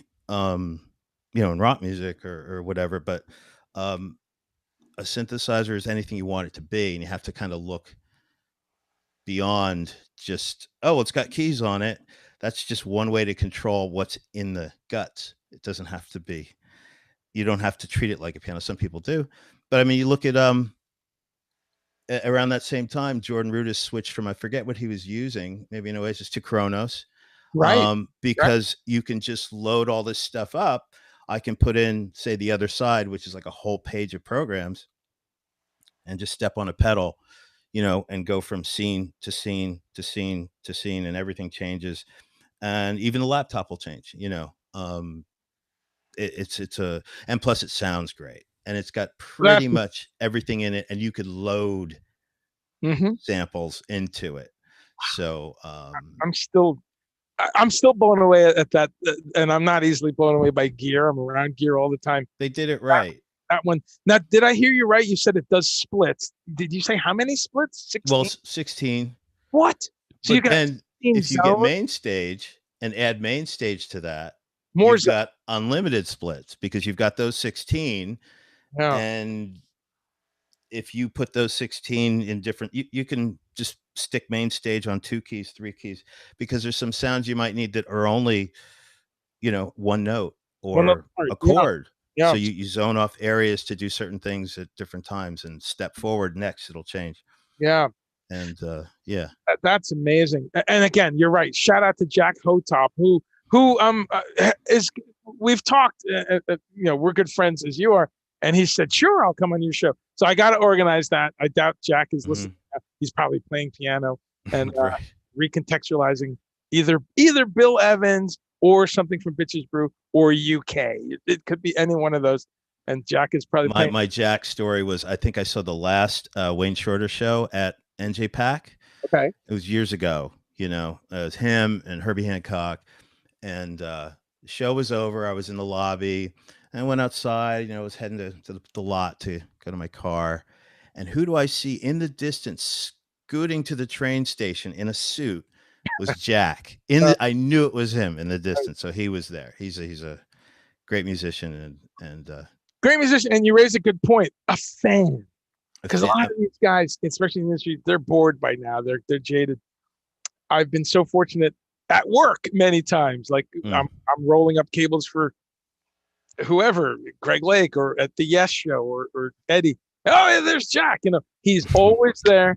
He always comes to the show, and a wonderful man. And folks, if you don't know that name, Jack Hotop, Hotop, look him up. He'll be here on this show at some point because he is the genius, the programmer, the sounds developer behind just about every classic Korg keyboard, going back to Poly 800 maybe, or Mono Poly. Did he work that far back? Yeah. And I M1, think through the M1 for sure. M1. You That's know. the one. And certainly the Triton, wow, which is still a mainstay. Yeah. Still a pinnacle in I'm gonna say in synthesizer history. The Triton is mind blowing. Any keyboard people out there that if you've ever snoozed on the Triton, you see one used in a pawn shop or something. Wow, Triton. So Jack Hotop, his fingerprints are all that. And as Kendall said, he you know, you've had this synthesizer now. Well, it came out like 2011, I think. What when did you buy one? Wow. Right when they came out, and the thing about it is, you know, the reason this behaves the way it does, uh there was the Oasis, the actual Oasis card that went into your what was that in the into your computer, right? yeah, into your computer. And this might have been in the 80s that they were thinking about that. I'm forgetting when that started, but it was an actual powerful card you would PCI card you put into your computer, and it was addressing all these engines in software. And you know, that went away. And then they finally were able technologically to put all that stuff into a hardware box and have it work. So all these different synthesizer engines and a sampler, and being able to record and all that stuff. And that was the Oasis. I think it's open architecture system. You know, it stood for something I don't remember, but yeah. But so those things were expensive. A lot of people using Herbie still used his for quite a while. Jordan, I think that's what Jordan was using, Jordan Rudess, because it sounds great. The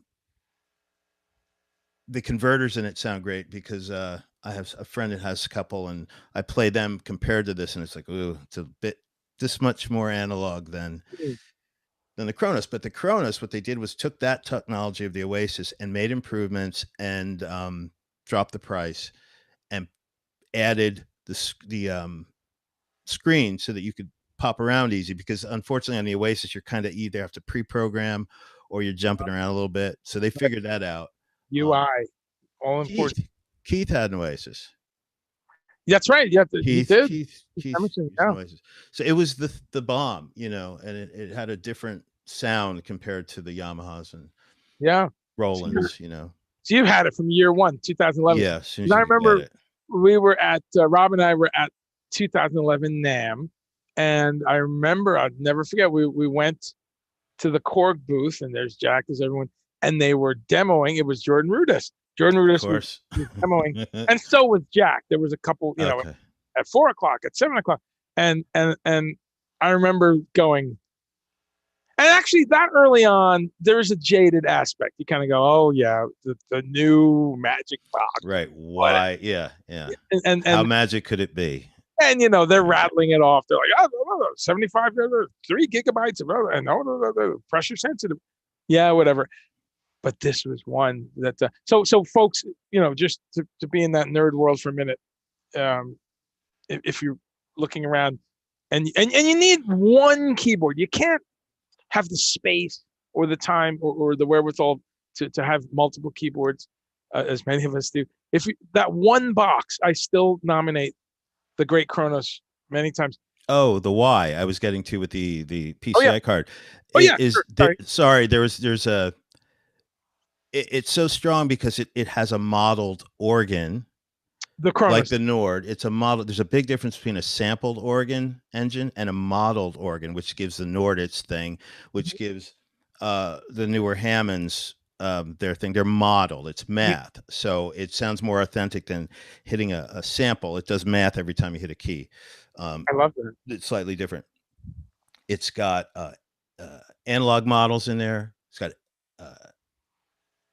uh, one, two, three, four. I think 5 or 6 different, totally different Yes, engines, and then right. you can combine these. Plus, the piano that's in there is great, and you can Huge. combine these any way you want and Yeah. edit them, get inside them. Yeah. There's an FM thing in there. Yeah, it's great. No, people, there's videos of our 2013 tour, both in the US and in Europe. And there's no greater testament there because then it was brand new. It was a year and a half old. And I remember, wow, Ike Willis would say this. Tom Fowler, who played on those records, who played in the Roxy Band, Ray White, all those guys, at some point, they'd turn around and go, dude, that's the sound. Because you were able to get ARP Odyssey sounds, Moog sounds, great pianos, Fender Rhodes, Whirlies, Elka strings. It's not to be. You just can't exaggerate how great that is, and I love that it's all over the NEKTAR album. The other side, it's all That's over. kind of my favorite. Like, if I have to have one, it goes from there, and then I add. Okay. Yeah. Looking on YouTube here, who I've been neglecting our homies in YouTube. AA Bam, how are you, pal? Richie G says hi. Lee Gollin, what's going on? Lee Gollin, hopefully you're still on. Do you know Lee Gollin? I don't, not by name. Gollin brothers, Dan Gollin, and Lee doesn't usually call himself Lee, but what's that band he's in? Halfway to Gone. You know him. He's I probably do, and I'm blanking. short band. Guitar teacher at Jack's Music and Mama's Music for many years. Oh, okay, gotcha. Yeah. Gotcha. Lee, you've used the name Lee so long. I'm forgetting your other name, your middle name you used to use. But you probably know him, but he's one of the greatest players that Monmouth County has churned out. Nice. He's one of those guys because people inspire you usually, and you go, "Oh, cool, that's really cool." I'm watching you at the Court Tavern or Brighton Bar, or Brighton, some yeah. red place, and you go, "Yeah, this is cool. That's a nice idea. I'm going to go home and practice." Yeah, that's cool. You have inspired me here at the Stone Pony tonight. And Stu is the name. Stu Gollin. Do you know that name? That sounds a little more familiar. But Stu is one of those guys. You go home and you break your shit. You break it. You get a hammer. Like, why'd you do that? You gotta do that. You get some grain alcohol and a hammer, and you just start breaking stuff and starting fires. Because Lee Gollin, you just go home going, "Oh man, I can't even."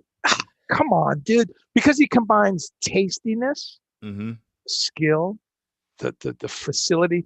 It's that magic combo. Because a lot of people skip that first one, tasty. Yeah. Right? They skip dynamics. Just because you know it, you don't have to, use it. And they also skip listening to lots of music. What I appreciate about Stu is he's a jazz guy, he's a fusion guy, he's an experimental guy, he's a Zappa guy, he's all kinds of music, metal. So you have this ball of wax where he's pulling from the proper things. So hopefully you guys meet and play one day. But his comment was beautiful. I'm sure he was talking about, this goes back, I missed this about 20 minutes ago, but I know what he was talking about because you were pointing out that Randy will play a certain chord and maybe Rich was playing a different version of that. And then you guys got this big chord, right? Oh yeah. It was back on the original records that Roy and Taff. It was particularly between those two guys. And then, Mo, he doesn't play. He's kind of like the Chris Squire kind of thing where it's not the bass you expect. It's not thud, thud, thud, thud. Yeah. He thinks of an orchestral line, more of in the cello kind of moving. Choir boys. Yeah, because Squire was more motion, beautiful motion melodies, and then when he needed the bottom end, that's what Randy does. He's got these moped, that's the bottom, and this is still, there's room here to move on the Rick. So yeah, it's that. Well, I can, when we do our other thing and I'm actually playing, Part 2, we'll have some sounds. We'll have some sound, but it's just the addition of one note. I can pick out some very particular things to show that, because I'll, like I said, this should be E minor. you know, this chord should be E minor. The bass is playing E functionally in time. E should happen here, and you'll play E minor, and it's not it. So I'd have to really listen to what the guitar and the keyboard, the organ is doing, and find out that yeah, it's E minor, but there's maybe one or two extra notes that make it an extended chord or something that's a Right. cloud, and that is the cool thing. Key. That's Yeah. key. Yeah. Well, Lee to that point said, like the mystery chord in Hard Day's Night. Oh man, yeah, that Right? Brilliant point. Yep. There's a video here on YouTube. I'm looking at YouTube for these comments. There's a video on YouTube of the great Al Cooper, Mm-hmm. who I'm trying to get on my show. Oh yeah, Al very is, cool guy. oh, he's great. Yeah. You know, but he has a video on here where he breaks the 4 or 5 parts. Oh, was that him? There is one with him doing it. I think I watched that, and I maybe I just didn't know that was him, but he breaks it down and Here's gets all the layers. Piano. Here's what's on George's guitar. Here's what's but you're right, Lee. Very astute there. This is like that mystery chord. All the rules are broken, but we wouldn't touch it. This is what we're doing. Yeah. We were talking about organs, and he points out Jack McDuff. Please. So yeah. So we have that. Let's see on Facebook if we have some people, and then we'll kind of start, wrapping up in a bit. I'm not going anywhere, but if you, we can wrap up early so you're not sitting here all night. Robert Bruce says, "Is this live?" Hey, Robert Bruce, this is as live as it gets. As it gets. We're live, bro. Let's see if there's any questions here. And again, tomorrow night at 8. I think you all know this for now. Know this by now, but it's webcast, live stream, a bunch of mostly unseen NEKTAR with Kendall Scott. All unseen unless you're at the shows. Great. Okay. Beachland is in there. Beachland is one of them. Kudo is probably there. Wildly, yeah. There's places we've both been. A lot of fun to play, but it's going to be a sort of a preview, sort of a teaser for things we'll have coming down the pike too. Okay, that's good to hear. And again, it's free streaming from your page from here. If you'd like to donate and have that money be donated to a wonderful cause, the Bob Moog Foundation, which is right here in Asheville, 4 miles from where I sit right now, then you can make sure you check out the stageit.com/progstock link. It's in here. And the other bonus of that link is that the gentleman from the group, from NEKTAR, will come in at various stopping points and answer questions and talk about stuff. So that's a wonderful kind of a thing that the Progstock people. That'll be fun. Yeah. And of course, you guys played at Progstock. You'll probably be playing some footage from Progstock, right? I'm not sure. I think it's going to be the same stream. Just this one will be with commentary, so we'll be able to have breaks and talk about. I don't know if people will be able to ask questions like this, but we'll definitely be talking with Tom and talking about the venues and I'm stories. Sorry. I'm sorry. I apologize. I wasn't clear there. What I meant was of the selection of video that you're going to be playing. Beachland here, there. Yeah. A little from Progstock? No, I don't think so. No, this is all from no. Progstock was its own thing. I don't think there's a Progstock shot. It's all later on stuff. Okay, right after that. Gotcha. Okay, so let's see if there's any other questions. Sharon says it was 12 in Seattle. Oh, you mean when Bandcamp shuts down? Okay. Shuts down. Nick LaClaudia says, "Yo." So Raymond Helfrich in Jersey. So we really have some Jersey. Kuda Sheaf Kuda. Okay, there we go. They opened for NEKTAR. There we go.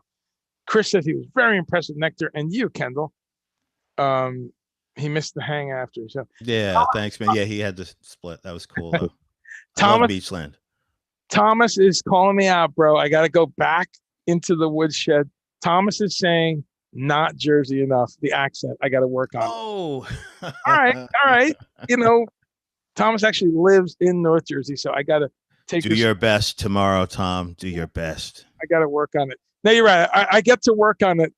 You know what? I drive the Yes crew crazy. Well, they seem to love it. They're cracking up.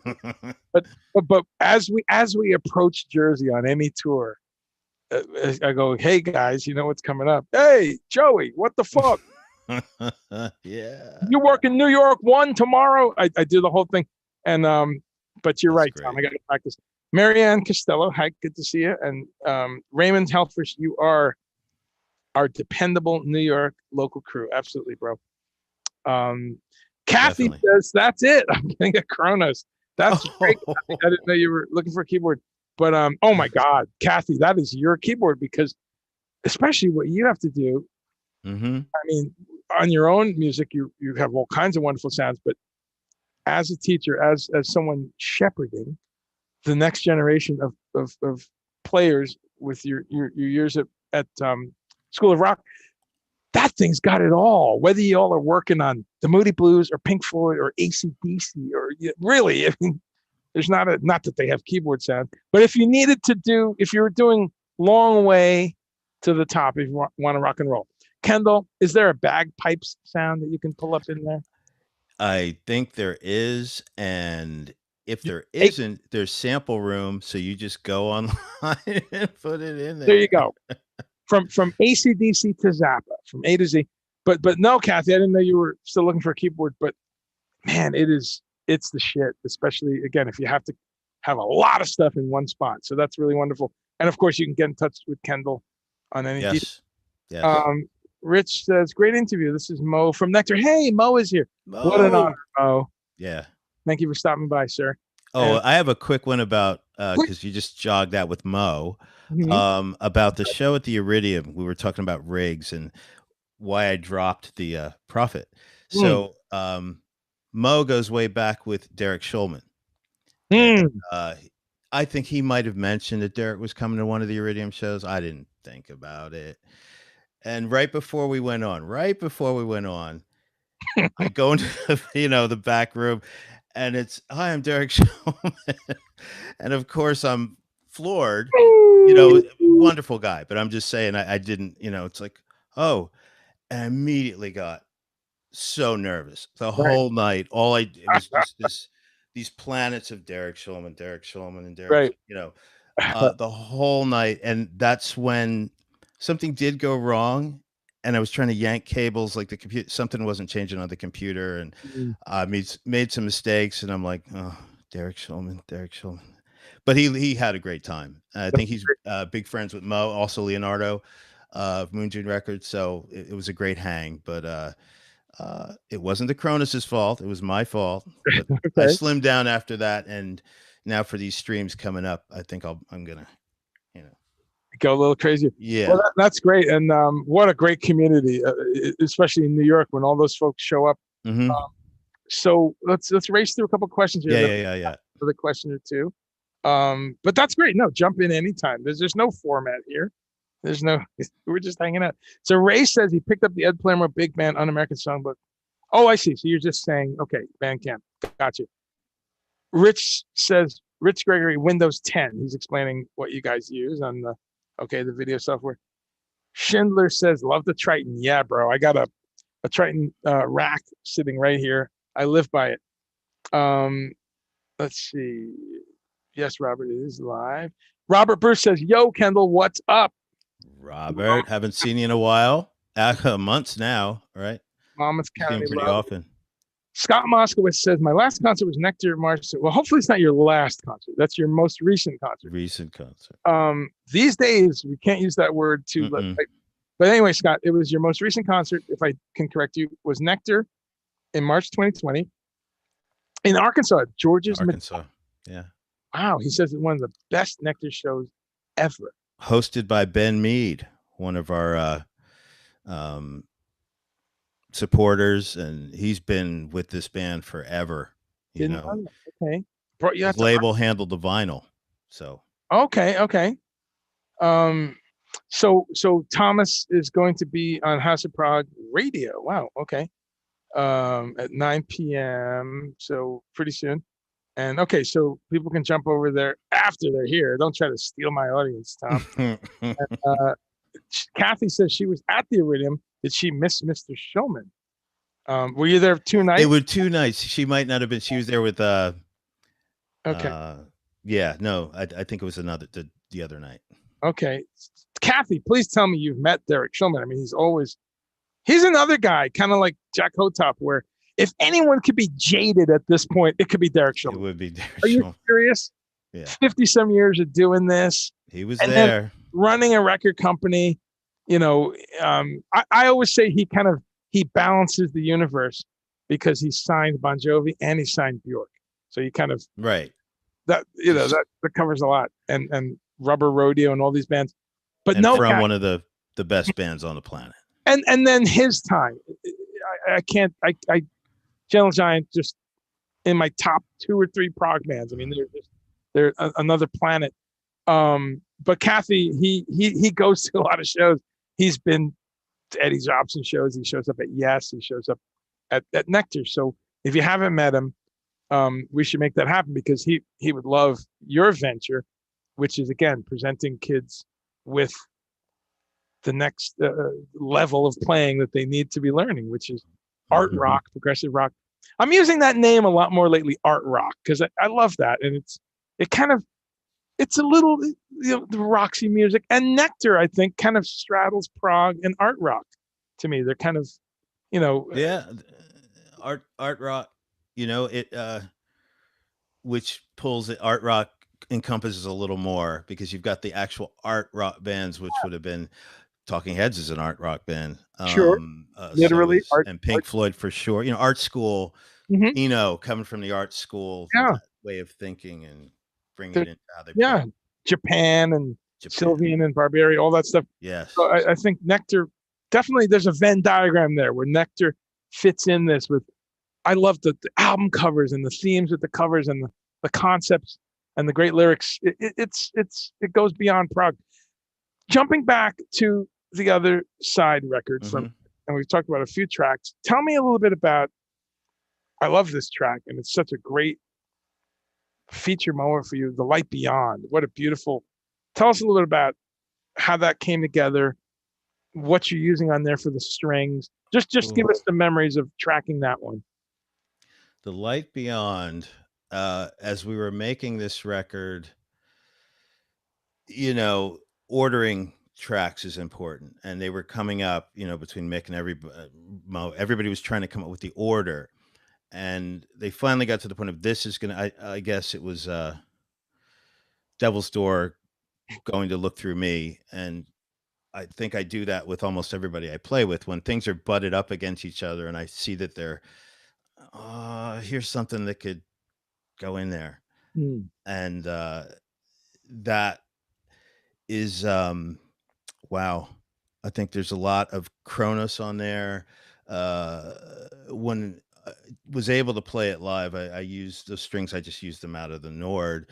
They took the same place, but it's Kronos. And it's hard to remember because when I record something like that, I just kind of walk around the room and wherever it is, that's where it goes. And I worry about redoing it later. But the big thing is the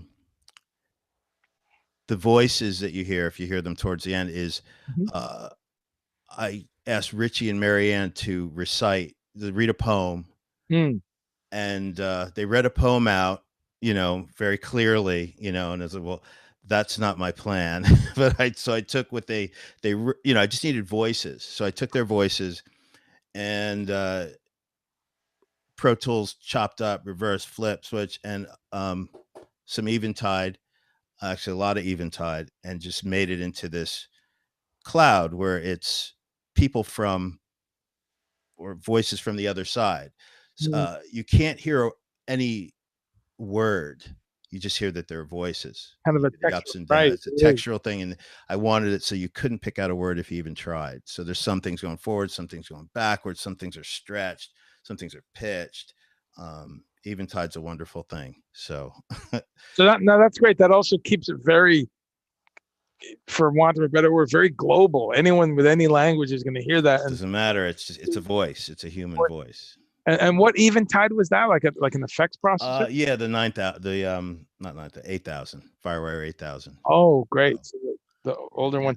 Okay, no, that's so. And you're saying the strings were Kronos on the album, or you're not sure? you know, because it opens with a pitched. There's Mm, a pitch down, and I was using a wheel. I don't think that was Cronus. It might have been actually could have been Moog One actually. Um, like I said, I'll go and just this is it. This is the sound I want. I'll go right. between things like this is it, and I'll track it. Sure, sure. And And when we that's do this again, we'll go into the details on shit like this. yeah, yeah. Folks, we're going to do this again. It's going to be part 2 with Kendall Scott of NEKTAR. And we're going to kind of go down the line. We're going to go track by track and just kind of pick some ideas. And he can walk us through from a nerdy keyboard synth point of view, what's going on and how he got to different parts. But yeah, that's just a wonderful track, Light Beyond. Total kind of, that's great that you point out that you guys were sitting around looking at the list of songs and you said, okay, let's get something in there. It's kind of a palette. Just as a bridge, you know, as a really, bridge between. And it really just that's a great, can't put it better. It's a bridge. Yeah. So okay, so we've kind of hit a few of these points. You know, I had a question that I was talking to someone about. Are there extra tracks? Is that everything on the record from the sessions, or is there some? I might be putting you on the spot there, but is there some stuff on the cutting room floor? Is there any? as far as what was yeah, there's things that weren't developed. It's like Okay, there were things that were picked. okay, So, but there's still also a lot of stuff. okay, That's great, the way to put it. There's a lot of stuff. And this time between March and now, we've all had thoughts and ideas, great, and I've been great. putting mine down every time I get them. So we're passing them around, and like everybody, it happens when you play together. You know, it really happens. It all takes life when you come together. So we just have to keep developing stuff on our own, passing it around, and hopefully next year we could sit in a room and That's great. really Yeah, fire it do up. this together. Yeah, as we head towards wrapping up here, tell us a little bit about uh, uh, uh, what some of y'all have been doing as a band and the communications. You know, whether you've done some interviews. You were just on my pal Sean Tonar's show last week, and you've done some stuff. Before we answer that question, though, we're going to wrap up with that. And if anyone has a question, before you answer that, just going back to the stream. So Thomas, that's great. So Thomas, I am wrapping now, so that's perfect. Kathy, yes. Well, let's make it so you meet him. Rich Gregory says Proclamation is his ringtone. Turned into a little Gentle Giant. I'm not surprised. Party, which I'm happy to be part of. And Kathy says her students played Peel the Paint last year. Oh, nice. Yeah. What a great riff. What a great Yeah. song. Scott, thank you so much, my friend. Yes. Hey, there's Mumbo. Mumbo, hey man. Yeah. Now Mumbo goes back to the very beginning of a lot of my musical life, but a lot of the prog stuff, especially. But I remember getting NEKTAR recycled because I mean, I would flip through like many of us. I'm 55 years old, so I was 15 in 1980. So you're right there looking through used record stores, and you bought stuff because of the cover. Sometimes you and just they were this big, so oh yeah, come on. Yeah. I mean, I triumvirate with the little rats in the corner. Yeah. I had to buy it. I walked in a store once, and there was the poster, the first Marillion album. Oh, take my money! I don't even care. Look at that cover. Yeah, it's the fucking jester with a violin. If and that's on the inside, floor, I want that. Yeah. And what's on the floor? I think he's got a Pink Floyd album and a couple other things. Yeah. And so cover art is incredibly evocative. But NEKTAR recycled. I remember I saw that cover, knew nothing, and I was like, I'll be having that. And I remember I put it on, listened to it, and I was like, this is fucking great. And called my pal Mumbo. Back then it was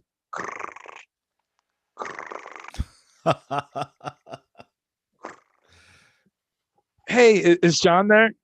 Hey, dude, check this out. And you'd play it over the phone, right? Yeah, you gotta check this out. Yeah. You know, and so that's an early record for us. But tell us a little bit as we wrap up in this COVID time, give us a little snapshot of how NEKTAR has been, building technology at home and getting into the streaming thing and figuring out how to play together and record together. Tell us a little bit about that. Well, we were a little, I think, like everybody, put back a few times by thinking that we'd be, oh well, we'll be playing by then. Oh well, we'll be playing by then. Oh, we'll be playing by then, and that finally went by enough that trying to dig in with some sort of collaborative flow. So we've we had settled on, passing some ideas between us in software files, and I'd send something to Ron and he'd put some drums on it, and then we put it in a folder. Or then Randy would have something, or Mo and Richie had something, they sent it to me and I'd put something on it, and then the other guy, so it's kind of making the rounds, file sharing, I guess. Hmm. But the past, I don't know, I've been trying to deal with it for a few months. Everybody's trying to get on the Jam Kazam. Are they seeing all these collaborative videos? So I think we've settled on, and I do want to give a shout out because they're a great company, Session Wire, Hmm. up in BC. Mhm. Um, it's a one-way communication, Right. but it's like this, once you open that up, the audio's great. You open it up in your DAW, Pro Tools, Logic, whatever, and that person on the other end opens up their DAW, whatever that may be, and it's sort of just a conduit between the two, and it allows you to work. You could send a file over, or you could record what they're doing into your software, or Okay. it's great. And they're very responsive, Okay. very smart. So if you need to contact them and say, this isn't working, how do I do this, they'll respond. Lots of YouTubes on them. But that's I'll where put we it are. link. Yeah. Yeah. And just trying to generate new material, I think, on our own, and talk about it and then send it to each other. And but remembering that this band has been together since when, Yeah. and their method of working was play, play, play, play, play, play, Mhm, play, play, mhm. play, record. Oh, play, play, play, play. Oh, why don't we record? We've been playing this for 360 4 days. Let's record this. You know what I mean? Sure. So Yeah. yeah. So it's Adapting. just adapting. So we're making more headway that way. And like I said, I'm going to invite you to my live rig, and get some cameras in there and talk about what I'm doing for the live show, and a little more playable situation, and talk some tech and play some music. And That's uh, great. you know this is pretty good. Our interaction on Zoom is pretty good. Yeah. But There's like the you see, part. session wire is a little clearer. The audio's a little clearer, and again, the ability to record back and forth. Mm. If I get an idea, oh wait a minute, it's really great for say if um I sent you a track to record something. Hey, can you put something to this? I could be here looking at you while you're tracking. Go, Oh, oh, wait, wait, wait, wow. wait, wait. Go Wow. back a bar. Yeah. Go back Yeah. a bar. It's really good for that. So thinking of Sure. it that Sure. way, not necessarily for sitting and playing Oh, yeah. Okay. together.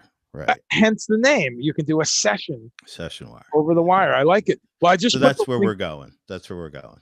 I just put the link in there for folks. And so you're experimenting with this. Mm-hmm.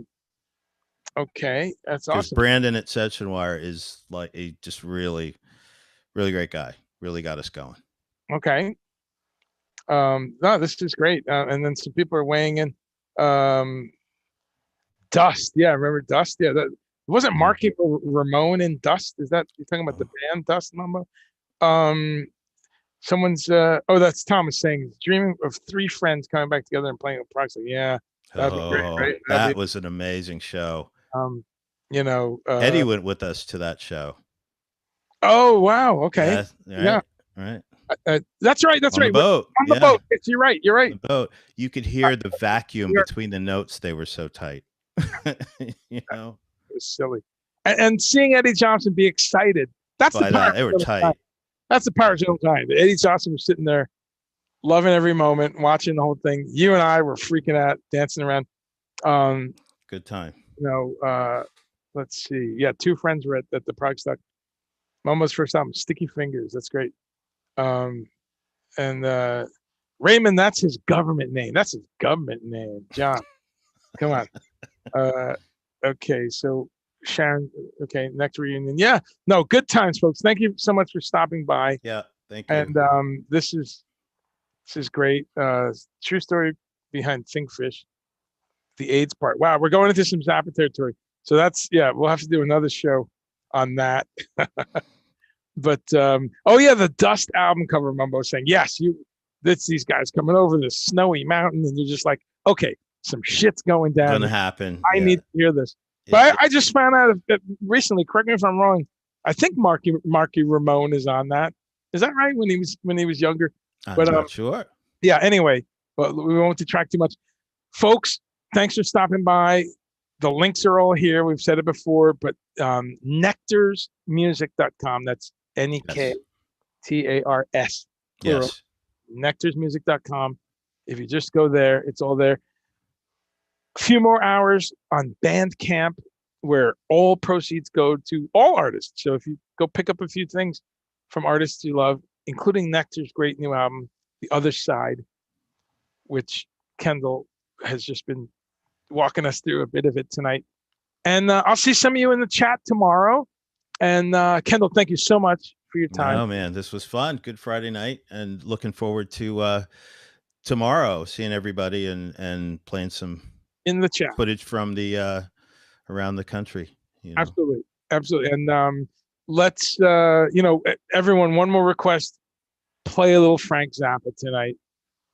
December 4th, 1993. For many of us, the world changed as we got that news.